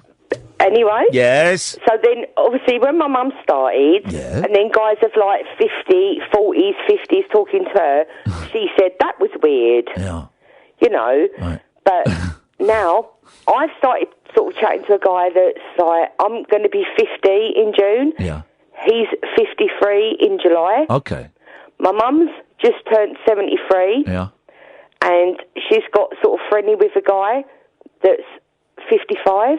I thought you were going to say it was because about to turn 53, and I thought it'd be the same bloke. Oh. No, it's not the same bloke. But he's so you're... He's only 2 years older than the guy. Your new stepdad is only a little bit older than your next husband. Yeah. Wow. That could be confusing. The thing is, I said to my mum, you know, my opinion hasn't changed, because she said it was weird. Yeah. You know, and when we have conversation, I keep saying to her, my opinion hasn't changed. I still find that weird. Yes. You know, would it be acceptable if it was like someone that was 2 years older than my eldest son? You know? What, for your mum? No, for me. No, right, okay. What if your mum went with someone who was 2 years older than your eldest son? Oh, my God. Can would we be not even go there? That would be so sexy, Yes, man. but it's weird enough as it is. I'm just wondering, you know, what's people's opinion? I can't get my head around it. You know, it's just... Well, you don't know until you try. Oh, I see what you mean. Well, are you happy with the one you've picked? Well, I'm just getting to know him. Right, and is your mum happy with the one she's picked? I don't know. I'm not asking. Well, then you know, as long as everyone's happy, you're not going to be doing it in the same room. But don't you think it's weird? I don't know, because 50 just sounds so ancient to me. That the oh thought my of God, how old are you? anyone in their 50s wanting how old are you? to get together with someone Can I else ask you a disgusts question? me. Right. How old are you? I'm 44 3/4. Right, so if you're 44, would you contemplate going with a woman that was, say, 68? If you could have a woman in her 30s, which you possibly could. Yes? What or does this... Hang on. Or whatever. Hang on. What does a 68-year-old woman look like? I don't know. They could look like anything. Like any 20-odd-year-old woman could look like anything. Right. You know? Is she... You look worse, don't you? Does But she... If you had the choice... Does she wash downstairs? I don't know, but if you had the choice, would you go for someone that was 20 years older than you, or your age, or 10 years younger? So many factors, but I wouldn't rule out any of those. You're not helping. I know I'm not helping, but I'm being honest. I wouldn't rule out any of those. I wouldn't want to marry an old woman. Oh, but you'd like to go there. That's so wrong. I know it's wrong, but... Oh, my God. So have I... You haven't helped I've not helped at all, Tina. I can only apologise. And let me just... right, so what was the name of this... What was the name of this app you were using? Fillet of fish? Yeah. Fillet of fish. Right, I'm going to... Weirdo fish. What was like... Did you get lots of penis pics? Oh, my God. Oh, my God. You would not believe. I've literally been on only since Christmas Eve. Yeah. I've seen so many penises. It's unbelievable. That's the one thing I've said. Different shapes of them. I had one guy that kept sending to me. I said to him, "You've got the ugliest penis I've ever seen in my life." But he kept sending them. Seriously. I've never seen so many dicks since like, well, never. It's not that since, it's just like, never. Right, I'm going to ask a question, right? Sorry. What? Did your elderly mum get sent dick pics as well? She's recently. Yeah. When I keep saying to her, I have done, she's like, I didn't send none of them. And then I think she has done. Right. You shouldn't laugh, because, I mean, it's a horrendous thing that women have to go through. And Catherine rightly says... It's actually bad. I don't want to see them. It's awful. No, I'm serious. Well, it's your fault for having eyes. I don't want to see... on my profile, as she says, I don't want to see your dick. Well, that's just a challenge for some of these perverts. Don't they send flowers anymore? Oh, in a text, they must send a flower. Oh, in a text? Yeah. Flipping You know, you can send like a little emoji or whatever it is. Oh, Tina, honestly, I would charm you. I would wine you. I'd send you flowers. Obviously, if you were not as old as you are, but and no, I would. I thought you like the older woman. Yeah, yeah. Now you're dismissing me because I'm old. Yeah, well, you said you'd go for any age. Yeah, but either. Yeah, I would actually. But I would send. Honestly, I would. I would send you flowers. I would send you poetry. I'd send you like teddy bears with balloons tied to them. Like days before I sent my first dick pic. Exactly. And my first dick pic, I would get the lighting spot on. None of this amateur stuff. I would go in for a photo session. I would book a 2-hour photo session. I've had toilet shots. You know. Little penis. I've actually had to dump that because I don't know if we could. I think we might have. I've dumped that. You heard it on YouTube. You at home won't have heard that because that was maybe a little bit too far. Thank you, Tina. Tutty. We did dump that, didn't we? Yeah, that got dumped. Okay, you'd have heard it on YouTube. That was maybe a little bit too fruity, even for us. Wowzers. Sally. Hello. You heard that as well. Now, don't tell the boys and girls at home what she said. Wow. I didn't expect that. No, nor did I. Nor did I. Yes. All right. How have you got to 44 3/4 and never heard of Fanny soap before? Well, because why is it a thing? What's wrong with bar soap? It's been going for years. What's the joke? What's the joke about two nuns in the bath? Two nuns in the bath, and one of them says, "Where's the soap?" and the other one says, "Yes, it does, doesn't it?" Where's the soap? Yes, it does, doesn't it? No, I don't get it. Okay. Sorry. We'll have a think about it afterwards. Okay, I will. Sorry. I've just never seen this product. Line just took me. Sorry. Yep. Yeah, it's been going for ages. It's because women get thrush if they use certain other products. No, you don't. Yeah, you can. Oh, that's why. Yeah, honestly. And you have feminine wipes and you have feminine antiperspirant too. What, for downstairs? Yeah. Oh, get out of town. No, I'm just telling you now, you do. What's wrong with you've been sucked in. No. By the you don't need that. What's wrong with a little bit of shower gel? Or just getting what's wrong with getting the shower head and just, Because sometimes, that's a certain thing you can get thrush with.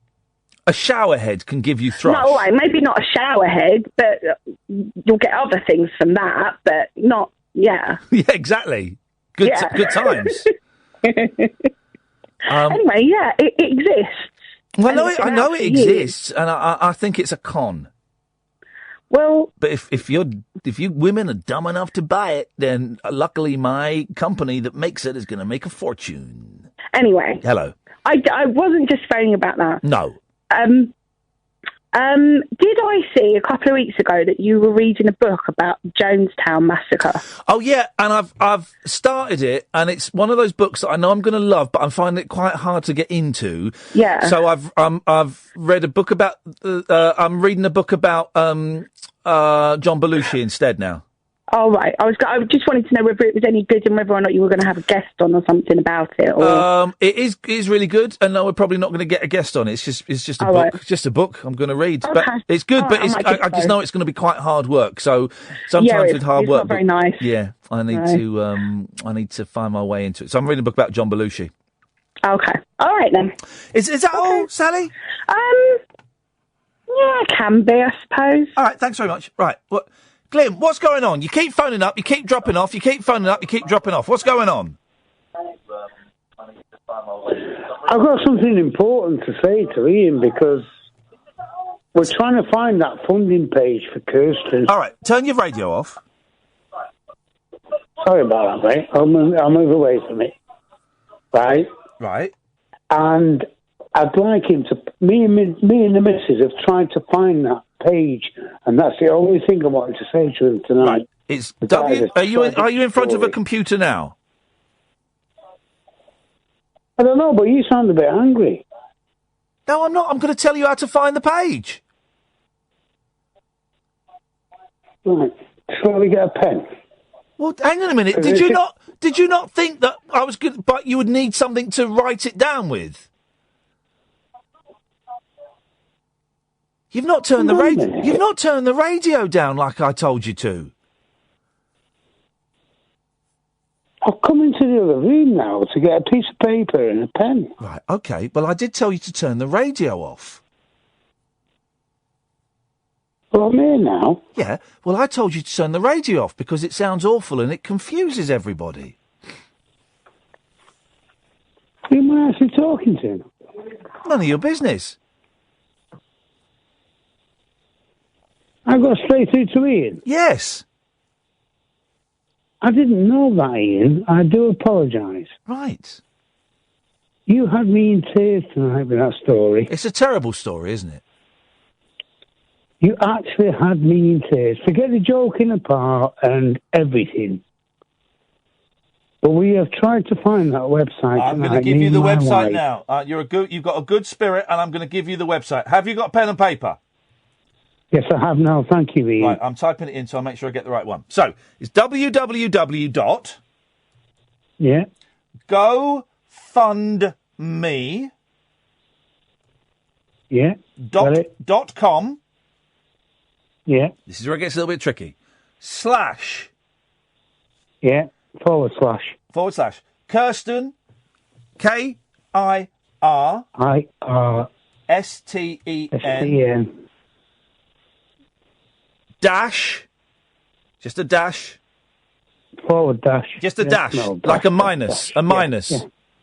Yes, I know. AND and. Yeah. Another dash or a minus. Dash. Yeah, go on. Got it. Madison, and this is where you might have got problems because Madison is spelled slightly differently. MADD. Right, thank you. IS. That's why, Ian, that's why we couldn't find it. Hang on, there's a bit more. Madison with a double D, ISON, dash, yeah, fund. Right, thank you. There you go. Forget all the rubbish. That girl deserves everything. There we go. You're absolutely right. You're a good man. Thank you, Glyn. Cheers, mate. And, Ian? Yes? I do apologise, but if me and my mates get hold of that guy... No, okay. We're going to get involved now. He's in prison, so... But thank you. 0344 499 1000 is the telephone number. This is the Late Night Alternative on Talk Radio. Neon lit night talk for torch singers, trolley dollies, and train wrecks like me. Never know just where the conversation will take you. What I'm going to say sounds ridiculous. The Late Night Alternative with Iain Lee on Talk Radio. Oh, remember yesterday I played that little 5-minute audio montage from Watco? He sent me a load more. So I'll play one tonight, and I'm not in tomorrow, but then remind me next week and I'll play some more. In fact, he sent me a couple that I've not even heard yet, so we'll play, we'll pick one of those in a minute and see what we fancy. 0344 499 1000. Good evening, Carlos. Hey, hello, how you doing? Hey, how you doing? From New York. New York City! How you doing? How you doing, Carlos? New York City with the bombs. Let me tell you right now, we have never heard of Fanny soap. Never. You've never? Well, I never heard. No, because we don't call it Fanny over here. But Fanny means ass over there, doesn't it? I don't even use it actually. I remember being at a Neil Diamond concert in the late 80s, and he said, "Everybody, get up and shake your fannies." What the hell is this? Oh, there's a yellow cab. Well. Let me hit that. This is the old subject. I think it was like old cut because we went from the story from the newspaper to the Fanny soap, and then I got lost. I know you brought up the subject about you not understanding if you were available on Twitter, if they're not going to call because you're so available. Remember that? Yeah. I'm taking a real step back from Twitter because I think it's really healthy for me to do that. Actually, I don't think Twitter gets as much. But I wonder if by not going on Twitter. Does that? I don't understand. I don't understand social networking. The internet. It's the internet. Let me tell you though, because I've been streaming for a while now, and I'm comfortable with the internet, but I definitely know the availability. Let's say if I do want to contact you, right, I only have one option, is to call in. Like if I'm always messaging, GoFundMe pages on Twitter, I'll be able to contact you there. I'll be able to get you over here. Yeah. You know what I mean? It's going to be easier to call. It's going to be easier to get to you. But if you're not available everywhere, I'm gonna have to try hard to call in. So what do you do what do you do online then? What do you do online? I'm a streamer. I stream on Twitch. Like how like people I do video games like how you do on PlayStation. I love it, man. I bet you get bigger audiences than me. How many people watch you play video games? No. Well, I get like 20 viewers or something like that. That's not that bad. 20 viewers? Honestly, Okay. You didn't get your Xbox yet. No, I didn't get my free Xbox from the tomb. As I left, I said, by the way, my goodie bag, including the free Xbox. Oh, we'll sort that out. Yes, okay. I suspect I'll get it next week. So what games are you streaming, Carlos? Oh, currently I'm on, what is this called? Nintendo Switch. You know that? Yeah. Like, just like a bunch of like just party games and fun Mario games, didn't stop. I've just ordered, because it comes out tomorrow over here, the Labo. Oh, the Labo is amazing. Well, it's not amazing. I'm not going to say like, oh man, cardboard is amazing, but at the same time, it's a wonderful idea to come out right now. It's going to be because you've got to get a different kit, haven't you, for each different thing? Yeah, I just think it's nice to just step away from the screen. It's kind of nice to like feel like you're trying to build something with cardboard. So it just feels nice. Well, I'm going to do it with my kids, and they've been excited about it since I've shown them the video. Oh, so yeah. We'll have a laugh doing wonderful, that. I'm telling you. Yeah. What was this? Go on. Referring to the story, it's a sad story, bro. As soon as you read it, I was like, I couldn't even. The newspaper story that you were reading about? I couldn't stand it. I read about that stuff all the time. This is actually a story where, like, a whole family was, like, murdered, and this guy, I think it was China or something, Japanese, and it's a story on Reddit. It goes on and on. It's a case. They don't even know how it happened. This guy walks in. Yeah. There's no evidence shown anywhere. He walks into the house. Everybody's sleeping. He kills everybody silently. Really easy. Takes his time. Buries everybody. He buries them? He did everything. He buried them, what, in the garden? You know what's so retarded is you just don't see that kind of stuff that like executed that way. And literally, there's like no evidence. There's nothing that way. Nothing. Yeah. And then it can't be a stranger. You know what I mean? Yeah. Wow. Like can I just say something? And I'm not in any way having a go at you, Carlos. I just need to flag up something that what's interesting about the differences between America and England are we are divided by a common language. And this is no disrespect to you, but you said a word that over here is really, really offensive. And I know in America it's sorry. not. No, it's fine. Apologize. But I'm just apologizing because the word retarded over here it's like a really bad word. So apologies if anyone was offended. But Carlos, I know for a fact that he didn't mean it to be an offensive thing. So I just have to say that. So that's. I'm sorry. Hey, that's fine, man. It's an accent. I'll pause myself there. I'll make sure. That's fine, man. No, it's like I know in America, for example.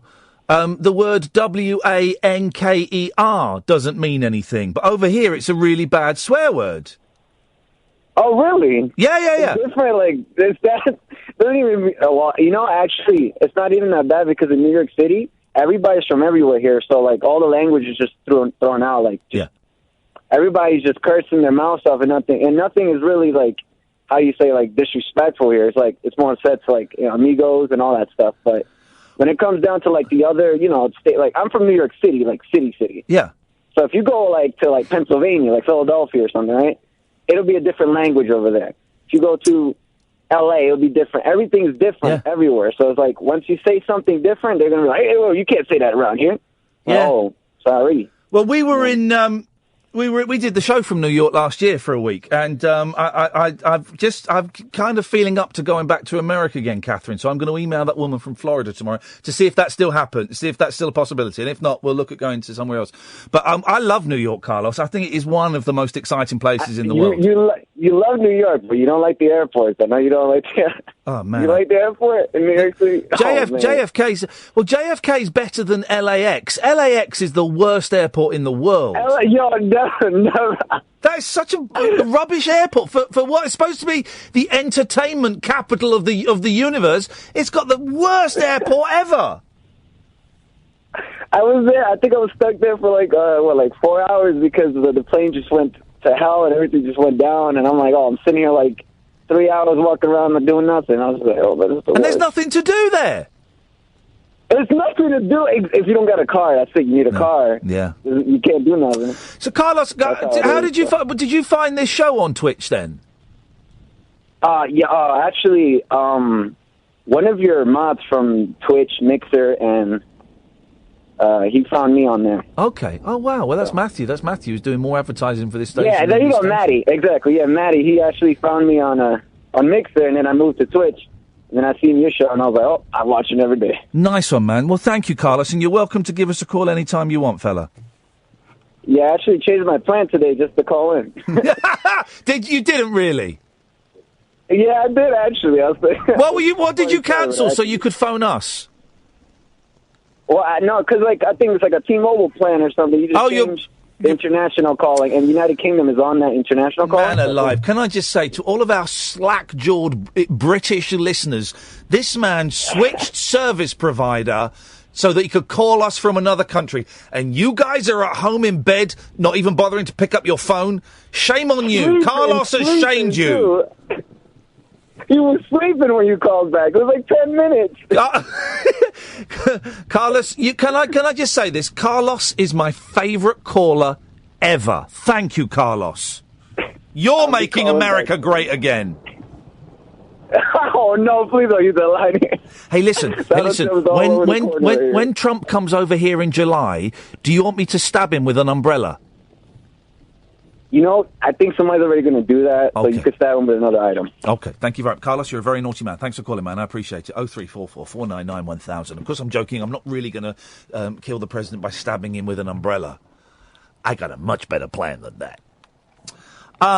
He was good, wasn't he? Listen, he's changed his mobile phone package just so he could call this show. Come on, guys. Let's do this for Carlos. 0344 499 1000. Good evening, Jules. Hi there. That's a hard act to follow, isn't it? He was good, wasn't he? Don't worry, you're already my favourite caller. Who? Oh, Carlos, who? Well, you won't remember me, of course, but I phoned a couple of weeks ago because I stumbled across your programme. Oh, yes. And I'm still listening. Oh, I know, I do remember you, actually. I do remember you. You'd found us by accident, kind of. You were looking for Eamon Holmes, weren't you? Oh, my goodness, well done. There we go, yes, there we go. Absolutely. And I think I love this show because I like your honesty. I don't want to be sycophantic, but I love the silliness and also the serious at the same time. And it was something you said that resonated with me, actually, because I've recently gone on to antidepressants. Okay. Which is a bit of a taboo subject, isn't it? Well, it's certainly not on this show. No, well, that's why I like it, because I found out that. Oh, well, good for you. How long have you been on them for, if you don't mind me asking?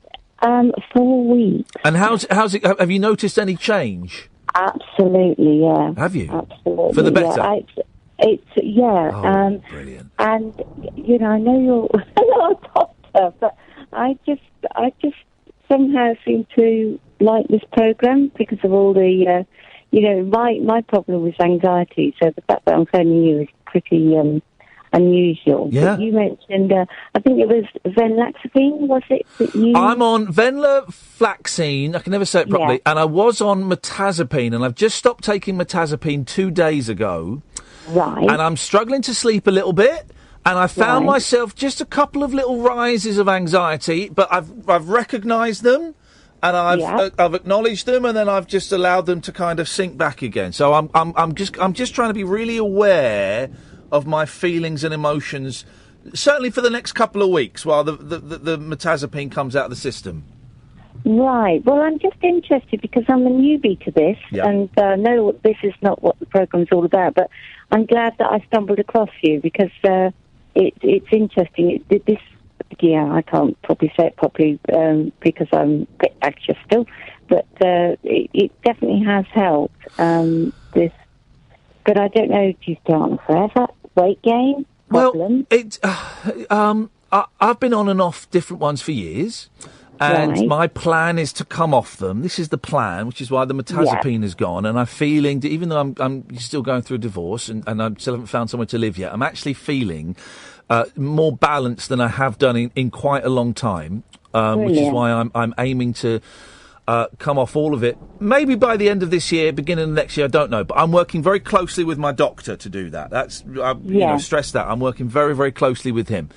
Absolutely. And not all of them have weight gain. No. In fact, I was taking citalopram for years, and that I didn't have any weight gain with that. Right. And they all have different side effects for different people, and some people don't get any side effects, and for some people, some of the drugs don't work, and maybe a slightly smaller dose or a slightly big. It's like a really fine chemical formula that you've got to work out. And the way I see it, for me, it was like if I didn't take them, I would have been dead. I would probably have killed myself. Yeah, me also, actually. Yeah. Well, then that's it, and it's my medicine to help me stay alive and to help my kid's dad stay alive and all of that stuff. But I'm really starting to believe that I'm approaching a place where I would like to have a go on my own for a little while, and if it doesn't work, I'll go back on them. You know. Yeah, no, that's absolutely brilliant. I mean, I think the thing is when you feel, and I'm saying this to anybody out there, when you feel really low, you can't understand. And then when you feel slightly well again, you can't understand when you were that ill. That is a brilliant observation you've made. Because people talk a lot about being in the depths of despair and never thinking they'll get better. But they don't mention very often the feeling fine or better than fine, and also thinking, well, I'll never. That's me cured. I'll never be depressed again. And it can swing back both ways. Absolutely, yeah. And something silly can bring it on, can't it? Yeah. Oh, of course. I mean, I don't want to bring the programme down. I mean, oh God, no. I'm definitely going to do the GoFund for this Kirsten because that takes. Wasn't it a sad story? Oh, poor woman. gosh. You see the picture of her in the paper and you think, you poor soul. Oh, no, absolutely. Hey, listen, Jules, I have to go to the news. My only kind of, grown-up thing is always chat with your doctor. And if you start feeling, not too good or feeling too good as well, go and have a chat with your doctor and just keep them informed as to how you're feeling. It's really important, I think. Yeah, well, I love the show. And Thank you, Jules. I think you're a great ambassador for us. Thank you, Jules. People that are struggling. Okay, lots of love. Take care. Bye-bye. There we go. Bye. What a nice lady. 0344 499 1000. Let's do this last hour for Carlos and for Jules, shall we? This is the Late Night Alternative on Talk Radio. The Late Night Alternative with Iain Lee on Talk Radio. We have ways of making you talk. 0344 499 1000 is the phone number. This is the Late Night Alternative. Weeknights from 10. Not here tomorrow. You can give us a call about anything. Absolutely anything. 0344 499 1000. You speak to Catherine, she'll take your name and number and call you back. And it's not one of those shows where you get, what do you want to say to the host? What, okay, maybe we'll call you back later. Everyone gets a call back. Everyone gets a call back and comes back on. We've got a few calls waiting. Give us a call now if you want to join in. Yesterday, I played a thing by my friend Ian Watkins, Watco, who's a brilliant radio presenter. He does the Drive Time show on Mansfield 103.3, I think it is. I always get the number wrong. Anyway, and he's a really clever lad, and he used to do a really good show called That Friday Feeling, and he's funny and he's creative. And we played this little 5-minute thing that he'd made that he kind of lost a bit of faith in and took it offline and all of this stuff. And I just sent him an email last night saying, man, send me all of them. I'll play them. I want to play them all on here. So he sent them all to me, and including 2 that I've never heard before. So we're going to play this one. I've not heard it. So this is by Watco. And this is 5 minutes of aliens and UFOs. I don't know if there's something up there and they're flying about. It's a big area up there, isn't it? There's something must be up there. It's possible. I wouldn't know. Unless you get one of them telescopes that's got a very strong lens. Somebody put something on Facebook the other night. Did anybody see that UFO? It's quite bizarre. And I actually said, and she described it, and I said, actually, I did see it. And she described a red, blue and green light object that sort of hovered a bit and then took off again and hovered a bit. And apparently it was a drone. You know, everything's got an answer. It's... No, these things that... The closest I believe in extraterrestrial is the film E.T. And it's got cute ability. And that's it. I'm not having that little green men with big ears and all that. I'm not having that. If they're more intelligent than us, yeah, robots, I should think. There probably are some little green men somewhere. Yes, I think there probably is. Whether we've got any local green men living just across the solar system from us or on the next star, I don't know. It depends on the environment in which they've evolved, what they eat, what minerals are on the planet, which affect the genetic build-up of them. They're discovering new planets all the time, and the space is getting further and further. Got to be, isn't there? Whether they're more intelligent than us, I don't know. I was coming back from a bowls competition in Boston, and I was driving near Newark, and I saw this light in the sky, and then I thought, oh, that's a high lamppost. And then I saw another one, and there was about 10 of them, and I stopped, and the car behind me stopped as well, and we got out of cars and looked up, and it totally freaked me out. Somebody told me they'd seen a spaceship. This was over in Derby. And they'd seen a spaceship, and it had got windows in it, and they saw it above the houses. And then they said they thought they couldn't remember something, and they thought but I don't know whether they wanted to be abducted or it was a story. You never know.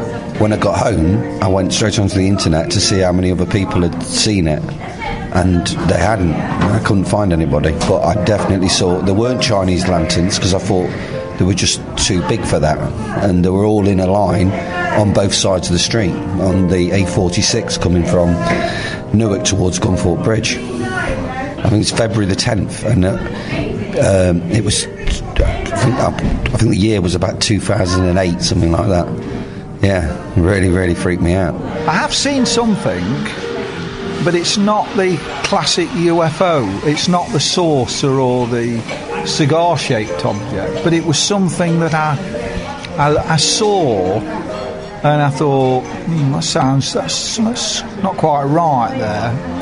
I tried to get a photograph of it, but it was hopeless because the camera hadn't got a flash and it was at night time. It was it would be probably early to mid-1990s, and at the time I was flying experimental airships, which were occasionally mistaken for UFOs. If I hadn't have seen it, I wouldn't have believed it. I heard this noise, and as I look across the bedroom, it came across so loud, and it looked like a plane without wings and lights, and it went over towards Forest Town, and everybody had seen it. And I phoned this guy next day, and and that made me wonder, because they checked with the Air Ministry and everything, and there was nothing about that could have been, but it still didn't convince me. And I'd not had a drink, and I wasn't dreaming. Why should we be so arrogant as to think that we are the only people we are the only planet where life could exist? There are other planets out there which are oxygen-based, that can support life. Maybe not quite the life that we know it, but how do we know that life can't exist in an atmosphere that is poisonous to us? We can't survive underwater, but we don't deny its existence, nor do we deny that there's life in the sea. If I go into the sea, I'll drown. I'm dead. I honestly think they're going to be similar to us. I think the thing is that there could be an invasion where you wouldn't know. You know, you've seen films and people walking down the street. We're sat at the moment and there are people walking by. Who knows who they are? Could be little green men. Could be big giant tin men. Could be something that you couldn't even imagine, even in your wildest dreams of fantasy. A lot of people think that I'm from another planet, to be honest with you. Honestly, they think that things I come out with at times that I'm from another planet. E.T. phone home. Your wildest dreams of fantasies. That was great, man. I love it. I've got about another 6-7 of those, so we'll play those next week. It's by Ian Watkins, Watco. I think he's at Watco on Twitter. Doesn't use Twitter very often because he's a sensible lad. I think they're brilliant. 0344 499 1000 is the phone number. Let's go to Ollie. Good evening, Ollie. Ollie, can you hear me? Right, Ollie's got his radio on, so let's go to Gareth. Good evening, Gareth. Hello, Ian. Hello, Gareth. How you doing, man? I'm enjoying the show. Today hasn't been a good day with anxiety. Uh-oh. But I can feel it creeping on. You know, I don't know if you've ever experienced it. Like you feel like it's just waiting in the wings. Yeah. Like I was watching a documentary on anxiety, and it was different people's aspects. But I could find myself, even though I'm drawn to it, there's positives and negatives, advantages and disadvantages, because I'd be very easily set off, you know, like of thinking about anxiety, and my head would just wander. But it's strange how it can pull you back on, as a sense. Do you meditate? I think you've said you do meditate, don't you, Gareth? From time to time, but I need to put more practice on it, because the mindfulness, like I said before, would be my main one. But the counselling starts back on May, so I'm going to put more work on it, because you have to put a lot of, the last time I was at counselling, you have to put a lot of work on with the counsellor, because if you go there thinking cherry picking, it won't work, if you know what I mean, because through my experience, I think that you have to give it your all. Well, with meditation, though, it's not so much working hard; it's more letting go. That's the key, I find, is to let go. There's, I don't know if you've seen the app that you can get for phones called Headspace, which is a great, mate. It's great, and it's free to start with, and you have to pay later on, but once you've done all the free stuff on it, you can go back and start the free stuff again, and there's enough free stuff in there to help you get on track. And it's a great app, and it's just you do little 2-minute, 5-minute, 10-minute, 20-minute meditations. Oh, and it's great. I'll give it a go. But you know, my analogy there is like I visualise, you know, like a door. Yeah. And you have to go through the door. Yeah. In a metaphorical sense, like I would always be going, what way could I put it? Trying to go around it instead of going through it. Yes. It's painful, but you have to go through it to sort of get to feel the positive effects of it. You're a very wise soul, Gareth, and I hope that, I know that you will. I know that you'll get the peace that you're searching for. But I'm really enjoying the show and the topics. Thank you, man. It's been great speaking to you again. Thanks nice one. very much. I'll speak to you soon, I'll Gareth. talk to you later. Take care, man. Bye-bye. Bye-bye.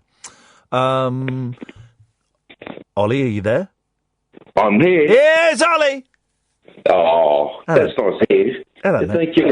Hello, how are you? I'm all right. Are you on speakerphone, Ollie? I'm sorry. Hang on, 1 minute. What is this? Yeah, I'm off down, sorry. He has the radio on, he hangs up, he's on speakerphone. Oh my days. Well, I only hang up because I thought I'd try and phone again. What? No, that's all right. Okay. I'm trying to multitask. Well, don't multitasking is for idiots. Everyone knows that. Do one thing and do it badly.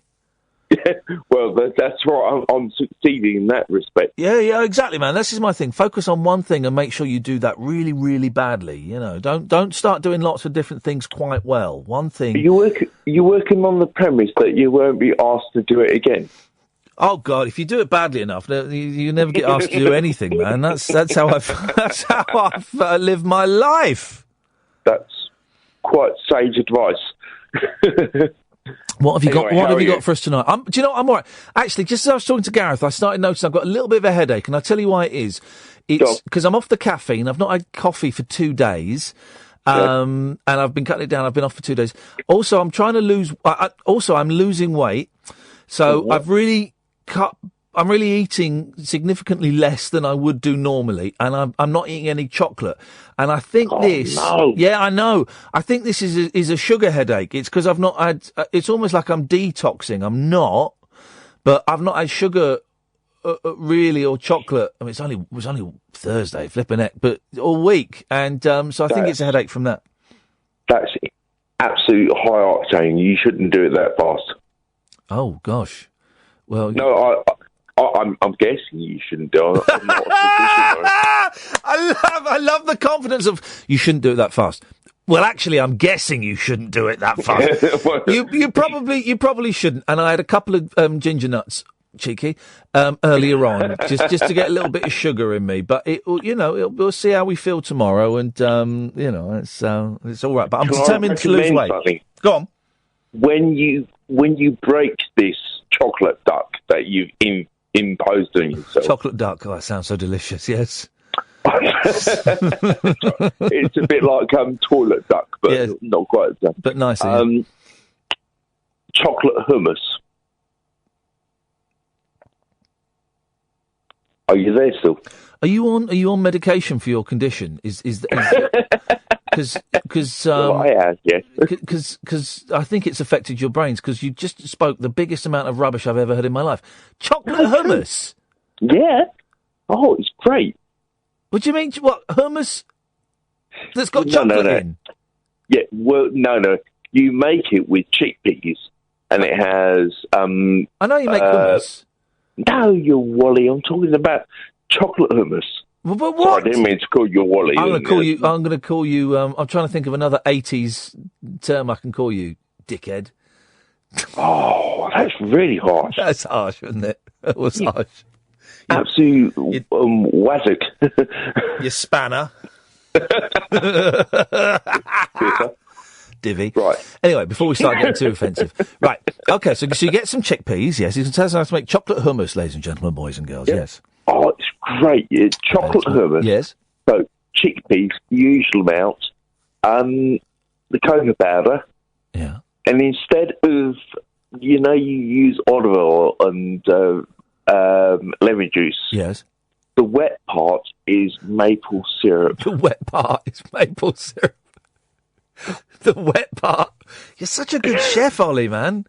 You know all the technical terms. Yeah. Well, So maple by syrup. years of experience. Yes. Sorry? Maple syrup is the wet part, yes. Yes. So does sound good. I've told you pretty much. Vanilla essence. But why do you need the chickpeas to make the hummus texture? But why do you want it to have a hummus texture? This is what's confusing me. Yeah, but hummus texture like tonight I made ordinary hummus. It's as smooth as anything. But nicer hummus is when you got a few little tiny bits in it. They think. I can get through a tub of hummus, the big tubs that you get in Tesco's and Waitrose. I can get through that in a day because I'll have hummus on toast. Mm-hmm. And then while the toast is cooking, I'll just be spooning the hummus out of the pot and eating it. I love it. But then I don't like the hummus with, like the caramelised onions on the top. And all of that. I just want plain old hummus. Yeah. And now you're talking about chocolate hummus. Oh, it's nice. It really is nice. Seriously, if you Google the recipe chocolate hummus, then you would get a load of them. And thanks for explaining how Google works. Basically, if you type in some words, then things will come up. Right, nice. It's the internet. So sorry, I should have said this earlier. Right, right, Jackie. Hang on a minute. I don't need to make it. I found a shop. I found right. Hummus for dessert. Delight your taste buds with a sweet treat, guilt-free. So I think this might be American, right? So there's one called vanilla bean hummus. Right. Snickerdoodle hummus. Oh, that sounds nice. Choco mint hummus. And are you ready? Okay. Yeah. Brownie batter. that doesn't sound rude. right, does it? Would you like some brownie batter tonight? I'm fine, thanks. I've just put one out. Oh, God, for goodness sakes. Sorry. No. Right. Not anything horrible. No, okay. Well, you can... if I could buy chocolate hummus chips with sea salt... no, these are hummus. I want to find chocolate hummus, and I want to get it delivered. I don't want to make it, because that sounds like a right old faff. Oh, it's not a faff. Oh, my God. Are you a millennial, or are you really 44? All right, mate, blimey. It's not like I've just got a picture of your mum and done a wee on it. All I said was making hummus sounds like a faff. Dear God, man. Was there a point to this phone call, Ollie? Because I'm late for the adverts. No, I'm saying hello, that's all. Right, well, I'm saying goodbye, that's all. Bye. There we go. This is the Late Night Alternative on Talk Radio. Whispering lunar incantations for cross-parents, cross-dressers. Did you know this about me? And cross-rail workers. Steel and polycarbonate. The Late Night Alternative with Iain Lee. I've got a very poor internet connection. On Talk Radio. 03444991000, Late Night Alternative, here until 1 o'clock. Then Paul Ross comes on, and you can listen to us on DAB, download the app, or go to talkradio.co.uk, or go and get the podcast. A Rabbit Hole podcast didn't go up today, but it's gone up today now. It's going up today because there were some technical problems. Yeah, speak into that a bit more. I don't know why. I am. There we go. In that... No, but there's some technical problems. Put it down. I'm scared to touch this in case I break this one as well. There we go. Well, that's it. You've got to talk into that bit. You can't just talk into the top. I wasn't talking into the top. You were talking over it. I wasn't. You weren't talking into the microphone. All right, shush. You've got no microphone technique. No, shush. You were talking like that. You shush. You were talking like that. All the time. Is that... Yeah, that's for dramatic effect. Well, maybe I was being dramatic. No, you weren't. You were being unprofessional. You're embarrassing me in front of the kids. I'm not embarrassing you. You totally are. You totally are. But go on, what were you saying? What was the question? What was the question? What was the thing? What were we talking about? I've got absolutely no idea. It was important. 03444991000 is the telephone number. Let's dive into these newspapers, guys, because they're full of stories. Full of stories. Here's a good one. Banger and mash. What's the story about? Banger and mash. A car that hit some potatoes. Didn't we used to do this when we were at the local radio? I made up a game called What's the Story? Yes. Morning Glory. Yes. And it was it was done, the tongue was in the cheek. It was done to pastiche, crappy games. But I would read a headline and I would play What's the Story? Morning Glory, then read a headline and people. It was an excellent game. Great bands. Banger and mash. Dog walker brings home... the podcast. Yes? What happened was... Sorry. What happened was, like when I've put it all up, I have to make sure the adverts go in the right place. Yeah. You just put adverts everywhere. It was mostly adverts. Which one? The rabbit hole? Yeah, it just went haywire. Okay. Yeah. That's sorted now. But it'll be up in about... it'll be up straight after this show. Okay. Dog walker brings home live grenade because she mistook it for a potato. Banger and mash. What's the mash bit? Oh, potato. You were being serious. You weren't doing... She was being serious, boys and girls. She weren't doing a thing. How rude. Oh, dear. A dog walker nearly had her chips after mistaking a grenade for a potato. Terry Jade Barwell, 30, took home the spud-like object dug up by her pet. It's not like a spud. Marriott. It's like a bomb. So she took this, right, because she thought it was a potato. Oh, fair enough. It does look like a spud. I'm reading the story, mate. You Just can't... let me have a look at the picture. There you go, I'm showing it to you. You don't need to hold it. I'm showing I'd it like to you. to have it closer to my face. No. It looks like a potato. Yes, that's the point of it. What? Doesn't look like a grenade, does it? No, it looks like a potato. No. But here's the question. Who would take home a potato that their dog had dug up on a walk? Unless you were walking through an allotment, a dog digs up a potato. Oh, we'll have that for us tea. The 30-year-old joked, "Could have taken me whole family out. Marriott is always digging up stuff, and when he dug up this, it..." Right, listen What's to this. that voice? I don't know. Marriott is always digging up stuff, and when he dug up this, it just looked like a potato. Yeah. I thought, I'll have a look at that later and put it in my bag. I thought, I'll have a look at that later. Oh, Marriott's dug up a potato. I'll have a look at that later. What she really thought was, oh, that saves me spending 12 pence on a potato in a shop. I'll have jacket spuds That's a tonight. decent size, that. Not to be sniffed at. The dog had found the device in a freshly ploughed field where Terry was walking him with her other 2 dogs. When she got home, she left it and went for a shower. And her boyfriend, Mark Higgins, 32, looked it up on the I'm internet. glad we've got everyone's ages, by the way. Just for clarity. After realising...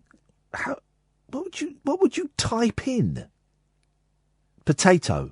What looks like a potato? After realising she'd brought home a Spud missile, he ran up and told her to get out of the shower. Because it made him horny. Oh, God. They called police to their home in Clifton, Nottingham, after putting the grenade outside their house, much to the delight of their neighbours. Terry added, 8 of the houses on this street are filled with my family members.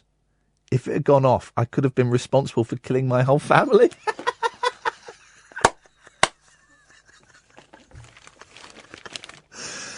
Police said the device was a practice bomb used for training and only contained a small charge. But Army bomb disposal... So, it wasn't even a bomb! But Army bomb disposal experts took the precaution of evacuating homes and made the device safe. You know when they do a controlled explosion, right? That's not them blowing up the bomb, is it? That's them... Is that... Because if they blew up the bomb, then it would have the effect of a bomb going off. Do you know what they do? Have you never seen it? No. They put a thing over the top, right? A bomb box? Yeah, like a bomb box, and they screw it down. Yeah. Hard. Yeah. Really hard. And then they blow it up inside the... But what's it made of, and why aren't houses made of bomb box? Because you'd have to be screwed in. Well, no. Make it tricky to get out. What's it? I wonder if Chris knows. Chris looks like the sort that might know.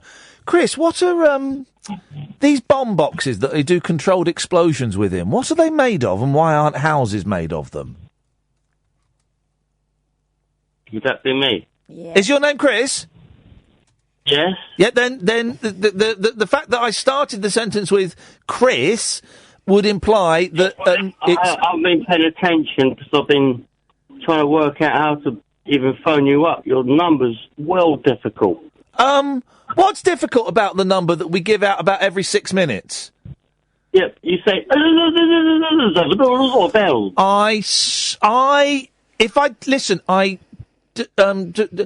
James, could you be a love? Could you find a clip of me saying the telephone number so that we can play it back, please? Because if I do go,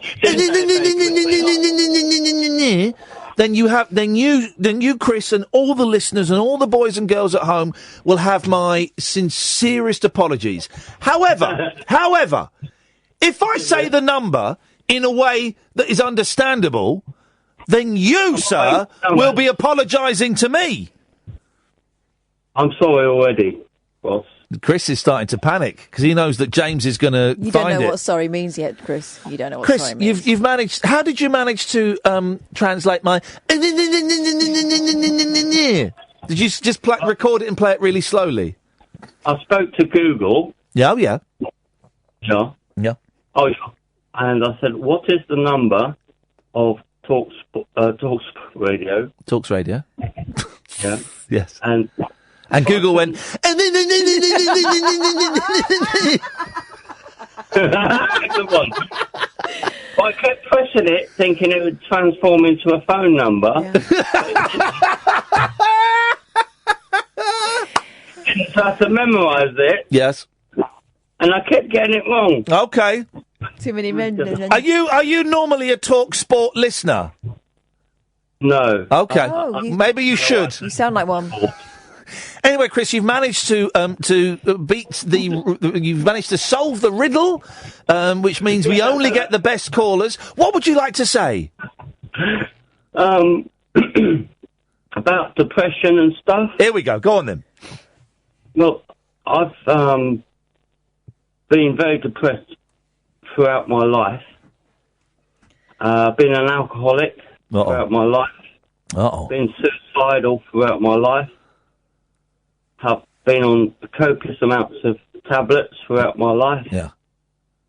And I've battered it just through my own will. Good for you. Well done. You made it this far.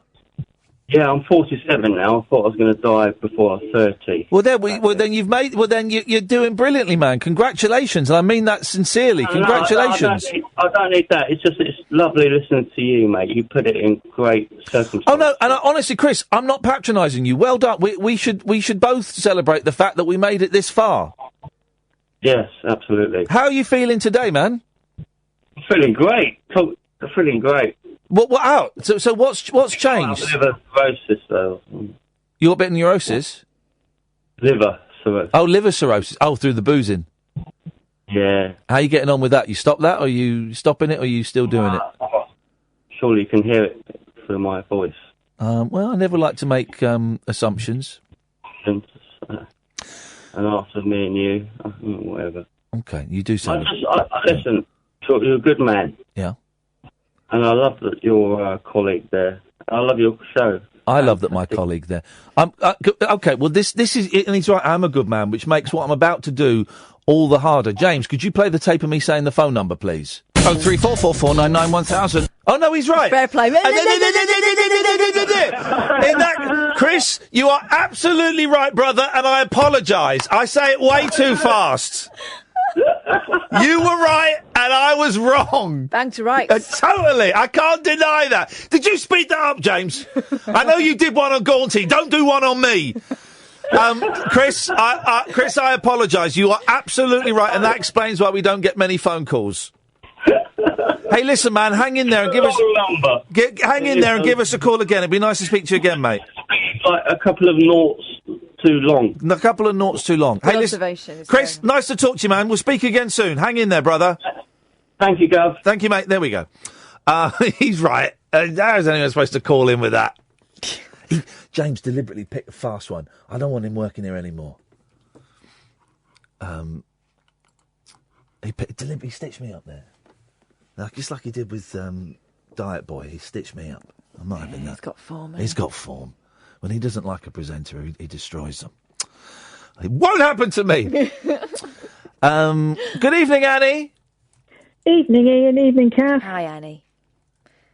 How's everybody doing? I'm having the time of my life tonight. I've had it's been a strange evening, what with the Tomb Raider thing, and then the show tonight has been a right old joy. Though. We had a Tomb Raider-less Tomb Raider evening. It was, yes. We saw some people playing a game. Well, we saw them from a distance. Well, and also, because I was wearing a white T-shirt, and they wanted to take some pictures of me with a woman who didn't look anything like Lara Croft. But we got some, food, and of course... I don't even know what I was thinking. Before the first bit of food had gone in my mouth, it went it went all down my T-shirt. And I just stood there and went, oh, no. So he handed me the bag of chips. Well, Kath said... And then rubbed it in a bit more. Yeah, I did. I rubbed it in a bit more. And then, get this, Annie, Kath is a professional. She went, go in the toilets, turn it around. Yes! It's got a plain white T-shirt on, right? That's so it. if you're watching at the moment, you'll see that maybe the neck hole is slightly higher than it should be. It's because it's back to front.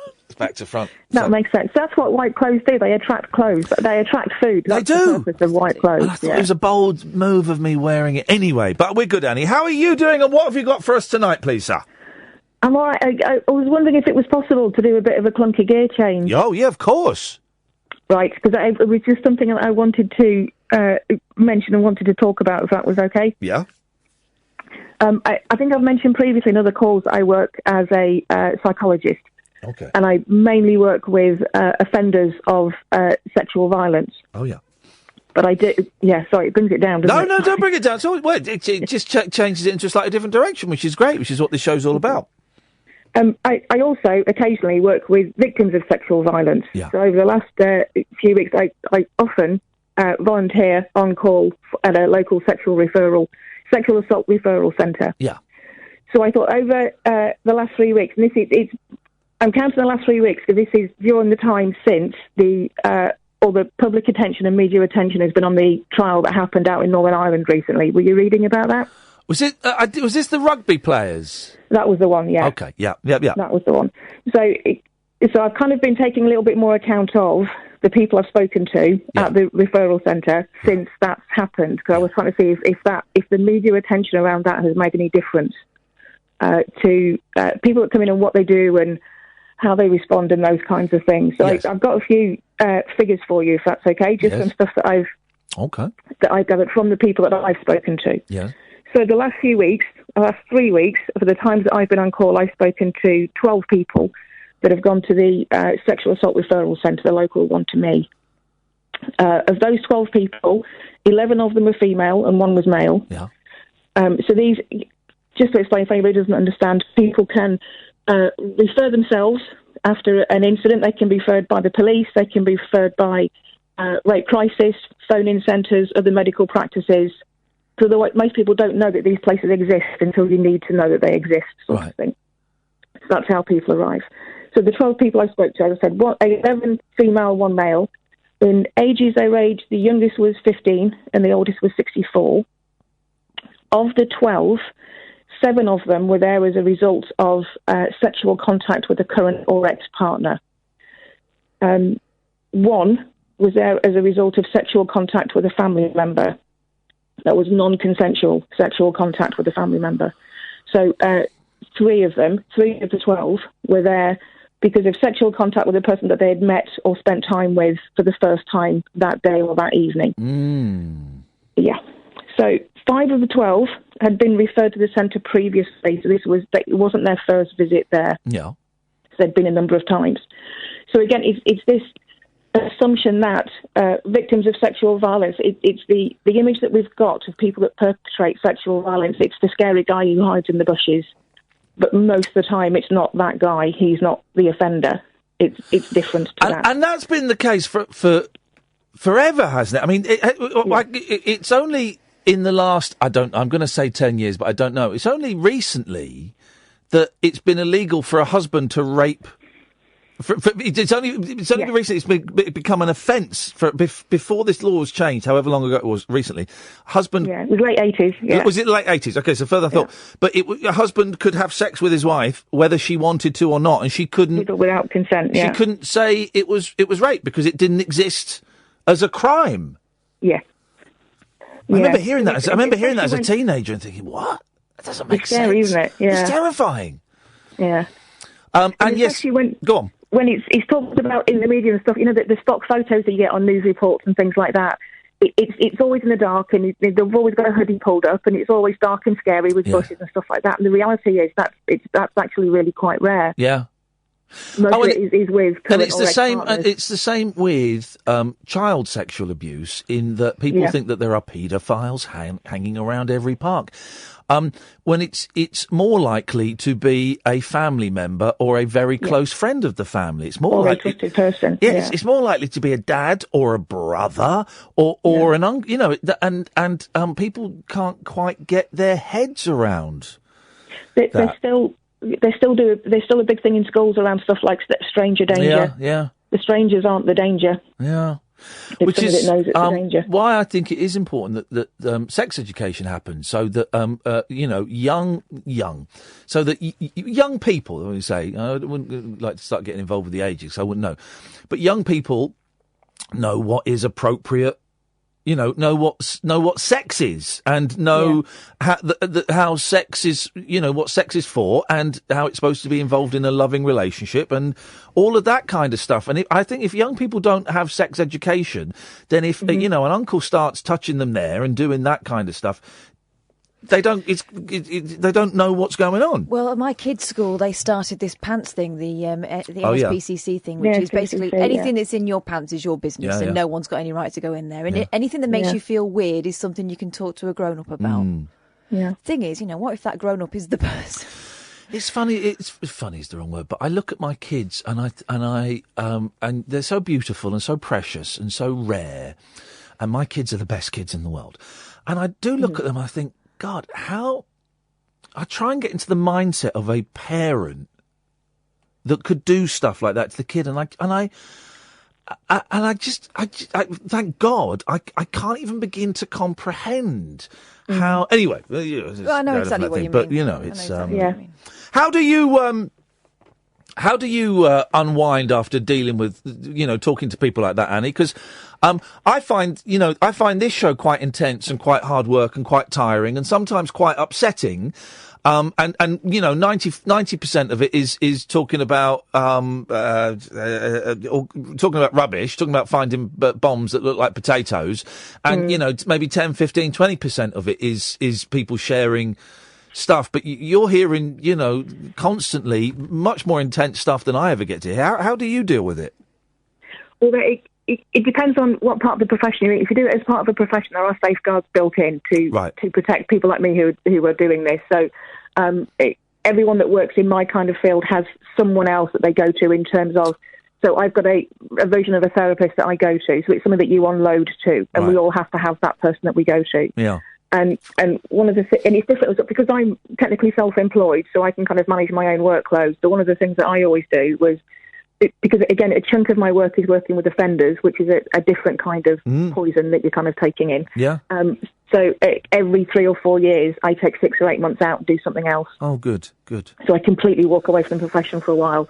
Even if it's just going away and writing or researching or doing something completely different, I take some time out, and then you can come back to it again refreshed. Otherwise, burnout is a really, really big issue. Hey, nice one, Annie. Thanks very much for sharing that with us. I really appreciate it. That's okay. There was just one more thing I want to mention in terms of, like I said, the impact of that trial that happened. A lot of the stuff that I've seen hasn't changed. That's pretty much consistent. But there is one. We always have one question. We take all the information. We take first accounts. We take all the evidence, those kinds of things, and then everybody is asked if they want to progress in terms of a criminal investigation. Yeah. To go forward, to talk to the police, to give a formal statement, those kinds of things. Of the 12 people I've spoken to in the last 3 weeks, not one of them wanted to move forward with an investigation. And I'm sure there are loads of reasons, so I'm going to ask a slightly impossible question. Why? Why is that? Like I said, people have got lots of different reasons. 4 of the 12 people I spoke to directly quoted the trial that's just happened in Northern Ireland. Right, okay.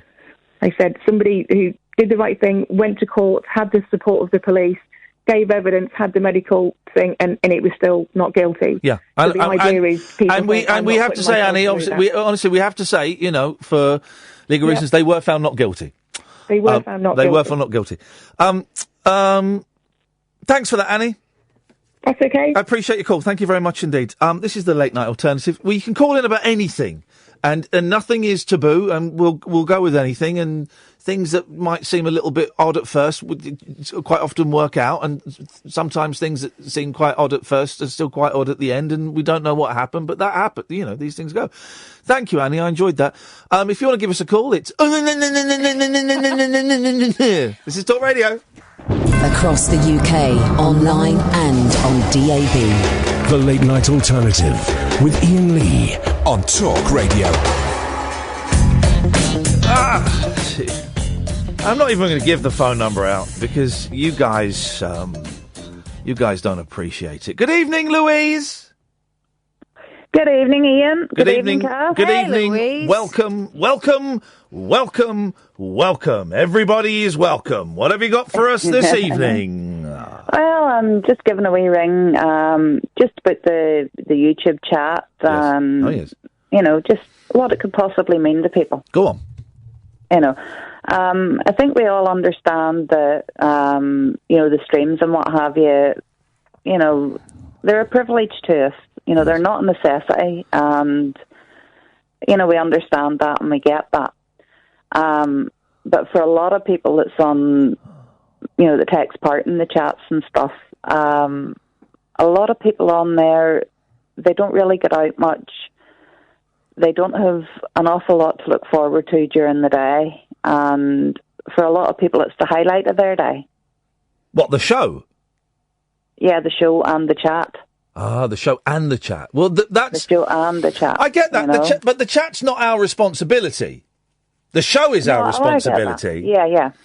The show is our responsibility, and the show is not going anywhere, and the chat might not go anywhere. I don't know. I'm thinking aloud. But and I get what you're saying, that for people it's nice and it's company and stuff like that. But part of me, and this is going to sound cold, part of me thinks, so what?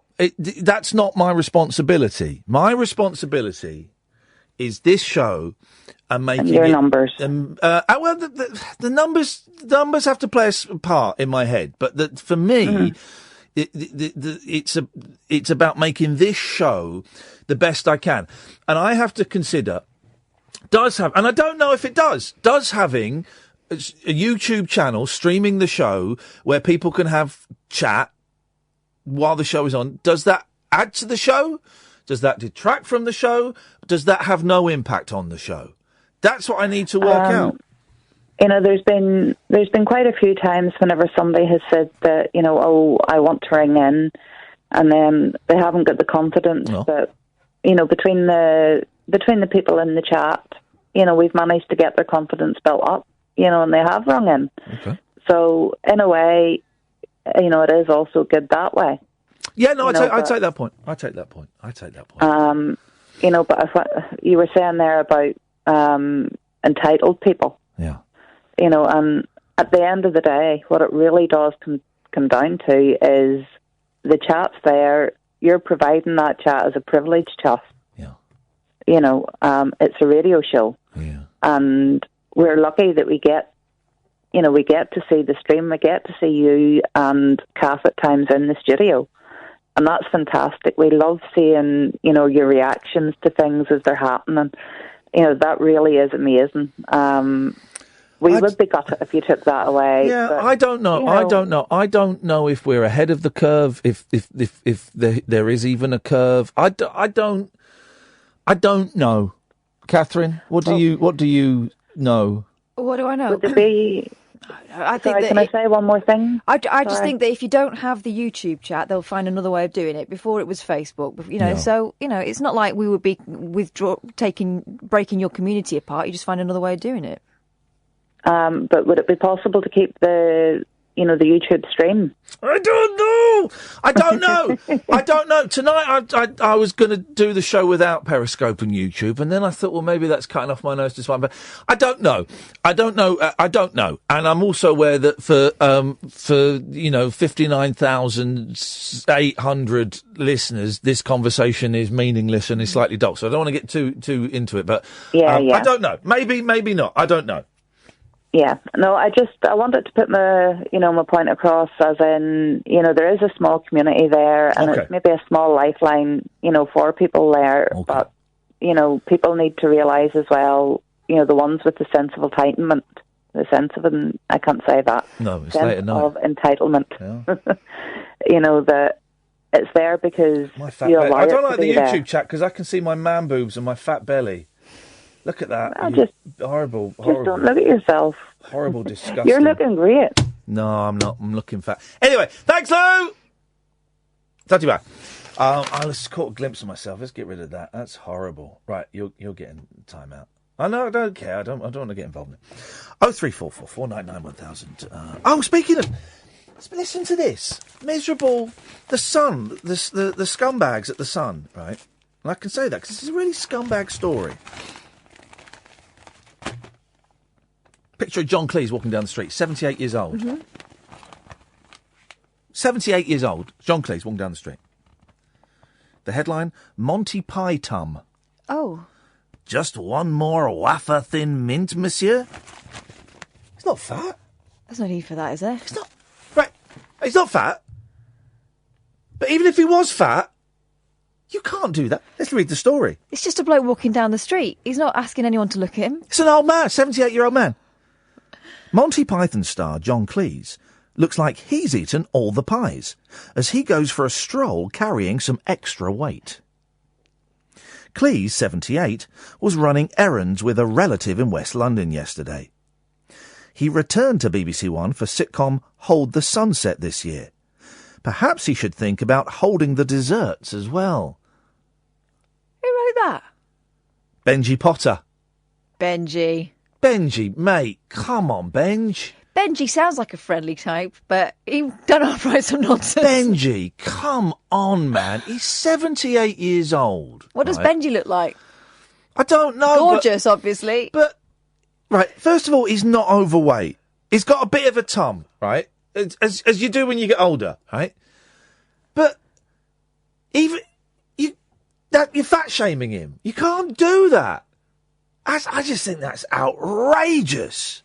Absolutely outrageous. Also, it's not like he's earned his living through being, Mr. Universe. He's just a bloke. He does a silly walk. He's a silly walk bloke, isn't he, John Cleese? Yeah, that's it. It's only news if someone is, I don't know, selling a diet product or in some way purporting to be something that they clearly are not from what you snap. But if a picture, because I've got a bit more weight than I would like, right? And if there's a picture of me like that, and it was, I'm a celebrity, get me out of the chip shop, or, something like that, right? I'd be devastated. That would really, really upset me, and that would send me into a bit of a spiral. I'm sure John Cleese it's water off a duck. He's had much, much worse written about him. But that would totally knock me for six. That's awful. Oh, shame on you, bad son. Bad form, Benji. Yeah, shame on you. Benji Potter and the Sun, shame on you. Not going to read any more stories from you tonight because you're scumbags.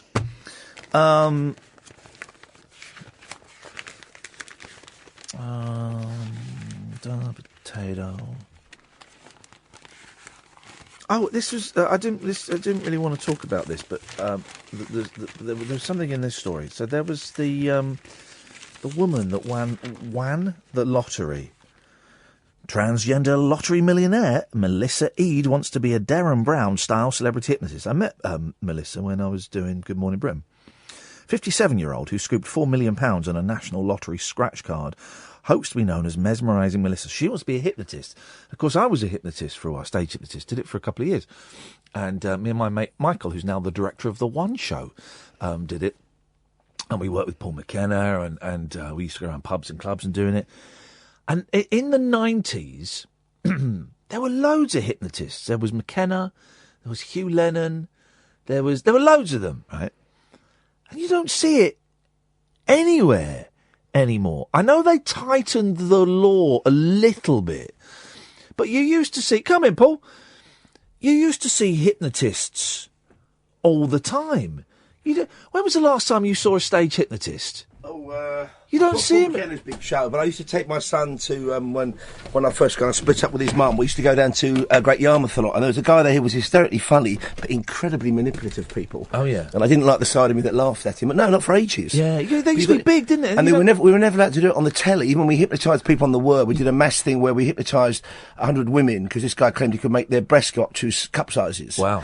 And it worked on about 60% of them. Shut up! What? Bizarrely, I know, but we couldn't allow the man to look directly down. No. I would say we wanted to do it and have a kind of test thing with women in their front room measuring themselves. Weren't allowed to do it. Well, it's like we're not allowed to hypnotise someone in the studio here in case someone goes under. And, you seen a chicken being hypnotised ever? Oh, mate, yeah, I love it. Isn't that lovely? I know we shouldn't exploit animals, but I love that. You know you do that?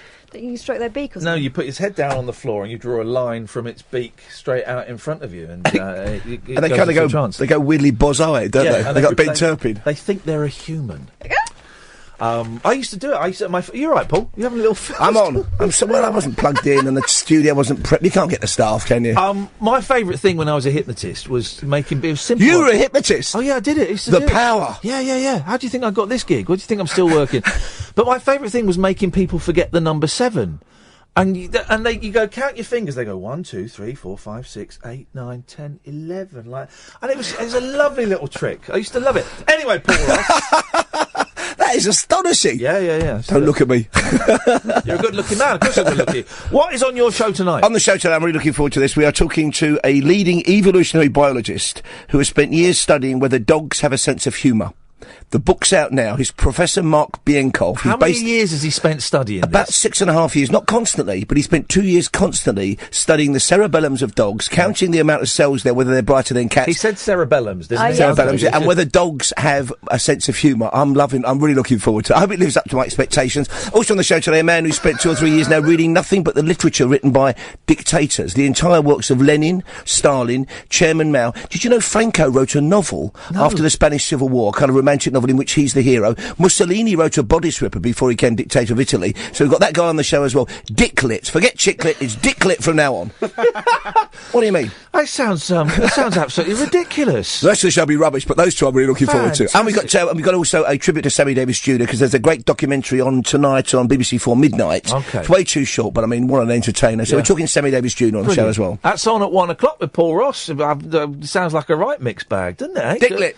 Please stop saying Dicklit. You're just enjoying saying that, aren't you? It's on his watch now. He's hypnotised me to say it, Denny, obviously. It's all Denny's fault. If you want to give Paul a call, you can, 03444 900. They played the tape back, and that's exactly what I say. Tomorrow, I'm not in tomorrow, Monday, I'm going to slow it down. Don't forget, you can download our podcast, dear listener. Go to, you know where to get it. You got it. We'll be back on Monday at 10 o'clock. Who's filling in for me tonight? I have no idea. Why would they tell me? Why would they tell us? This, what a terrible end to a show. 03444 991 1000.